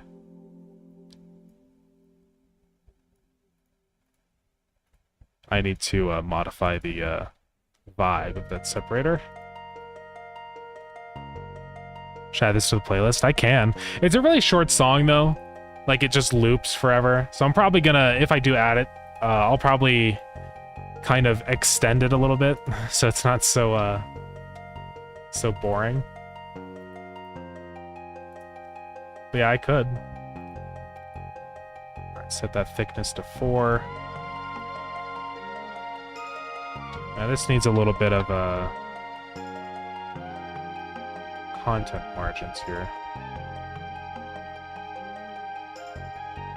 Or I guess not content margins? I guess I'll just give it a minimum vertical size, that's fine. Let's give it like 16 or whatever. There we go. That just gives a little bit of separation between that and the actual options.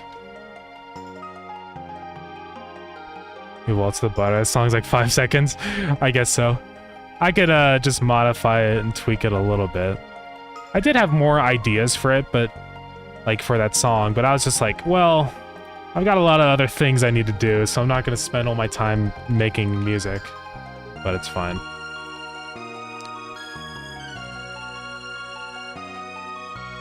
All right, everything should be all connected up now. Static should also be on radio. I need to hear what that's going to sound like now with the new effects we added. I'm going to toggle our music for a second. This is also something that I need to fix, which is that all of these will be... Well, master's the longest one, so we just go go ahead and see what the size of this one is, which is 94. Set it to that. And now they're all nice. And yeah, sorry, it's loud. Let me turn it down. My bad.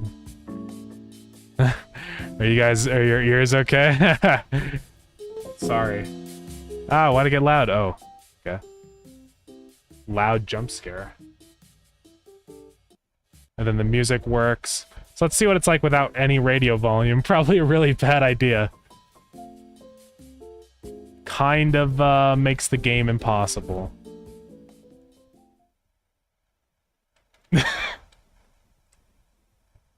Okay, so don't play with 0 radio volume, I'm warning you. Let's just turn down music and then master volume. Sorry guys, that's really loud. Oh, it wasn't loud for you though, it's okay. You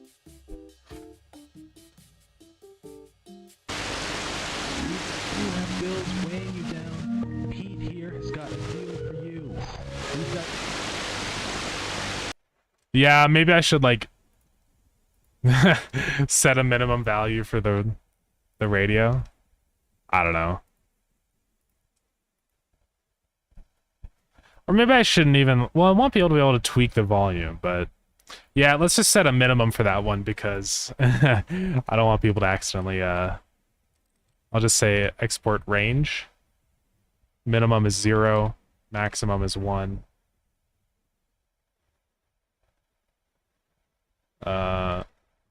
Then step is 0.01. Oops. Var limits. So var min limit.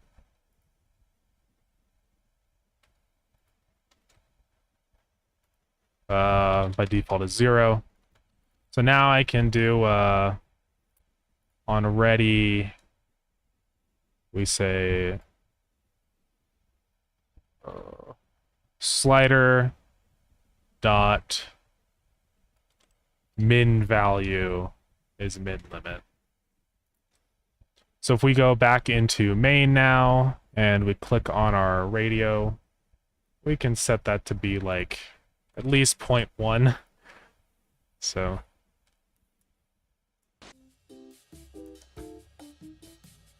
yeah.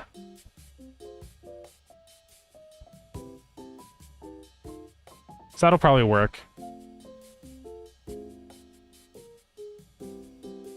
Alright.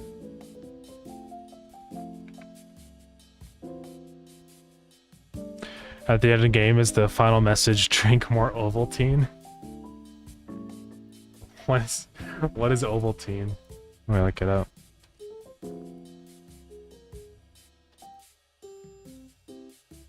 A milk flavoring product made with malt extract. Sheesh. It's been around for a while. I guess I just didn't know about it. Crazy. Haven't seen Christmas Story? I don't think so.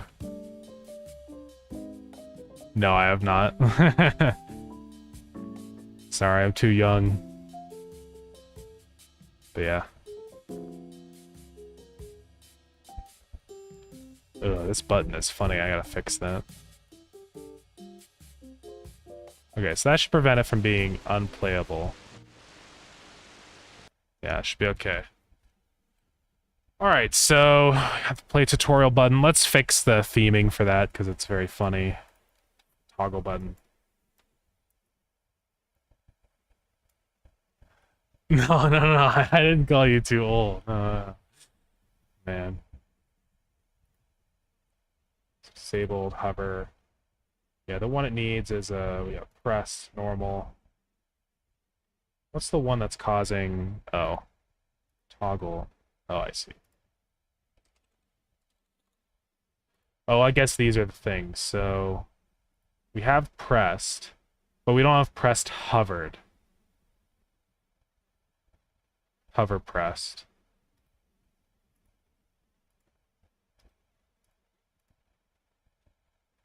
Honestly, I don't want... I don't want it to look weird like that. But it's fine, whatever. I'll just do the regular hovered.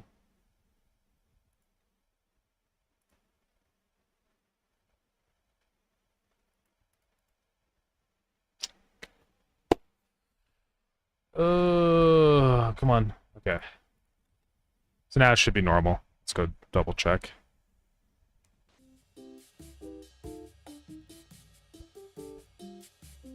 Yeah, that's good enough.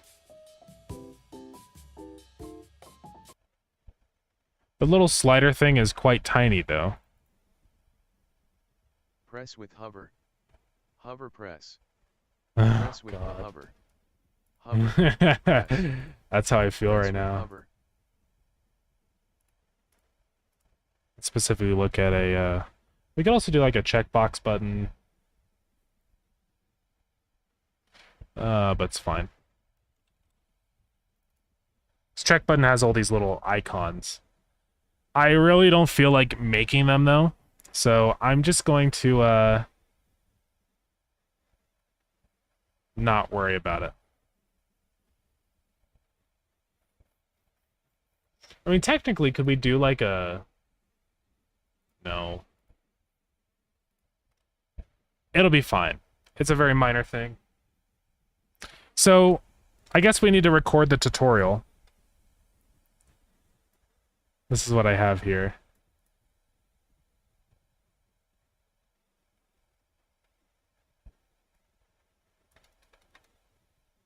Listening on any military Morse code communications. And we'll just say... You'll have to swap between FM and AM, and...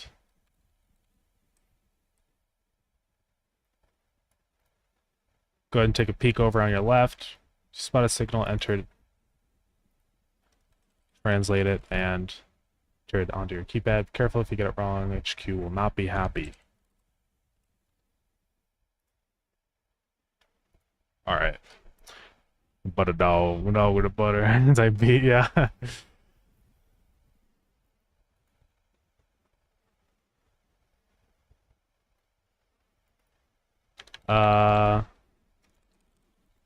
I'll say look back to the right when you're ready.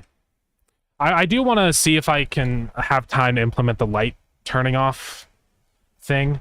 I would love for that to be another screen that you pan to, you know, to flip off the big power switch. Sometimes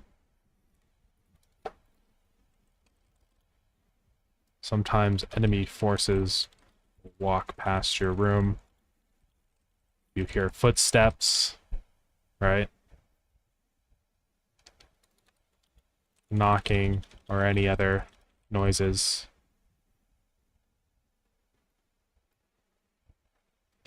All the way to the right when you're ready.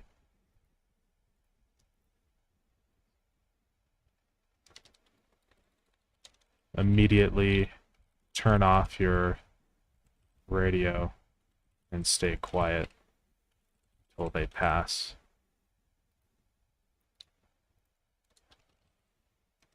So for now, Godspeed. I need to keep this pretty short and sweet, but obviously I have to say everything I need to.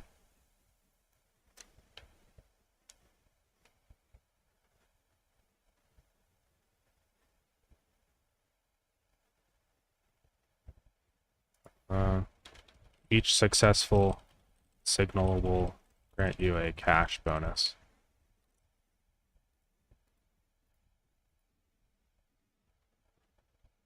I think that'll work. Just remember, if you get it wrong, millions may die. Yeah. Bad ending, you got all the signals wrong? Yeah.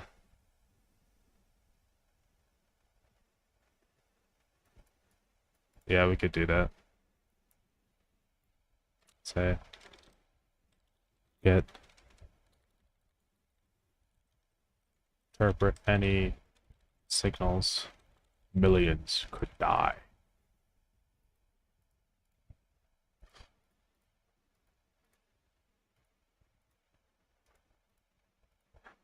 All right. That'll work. Now we have to record it. Now, what voice do I do for this? Something I've been trying to think in my head. I could try and do like some kind of British accent, but it's gonna be a disaster. I think it'd be boring though for me to just say, "Good day, agent. Your goal is to gather intelligence behind enemy lines." You know, it's boring.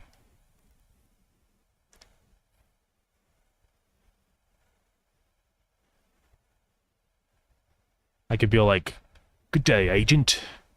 Your goal is to gather intelligence behind enemy lines." It's kind of stupid, but it's more interesting that way, though. What do you guys think? Yeah, kind of a weird Australian accent that doesn't sound good, but is somewhat reminiscent. I don't know. It'll be fine. I do have to end stream though. I'll record this off stream. Oh yeah, I can up desktop audio again. Because I don't think I hear music playing? Is there no music playing right now, guys? What is going on? Did my desktop device get reset or something? Let me go double check. Oh, that's fine.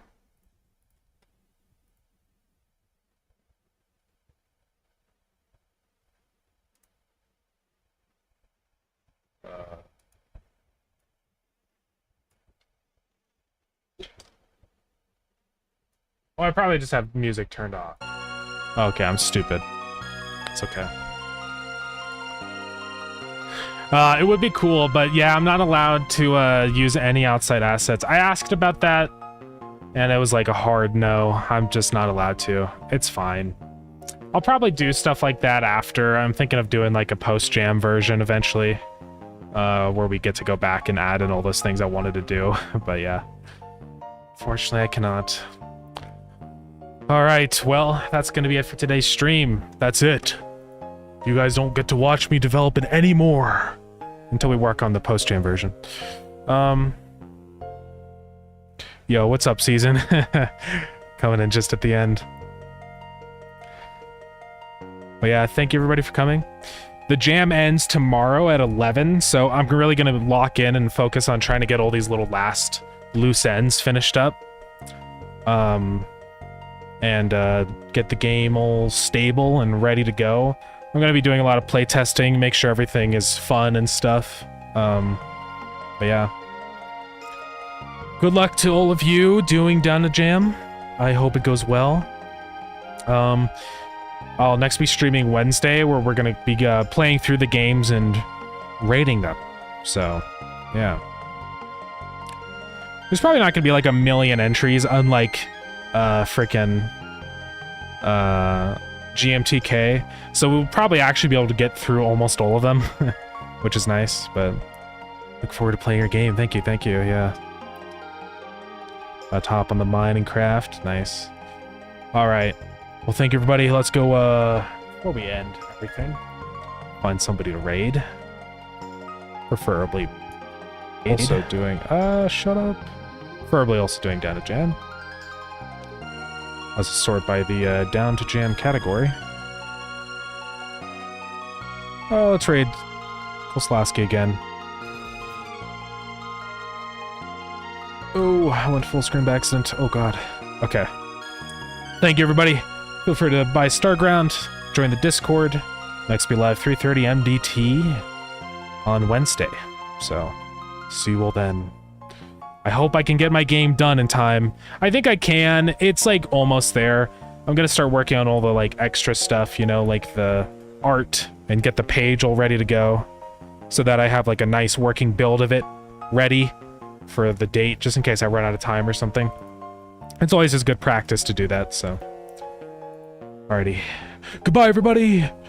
Bye-bye!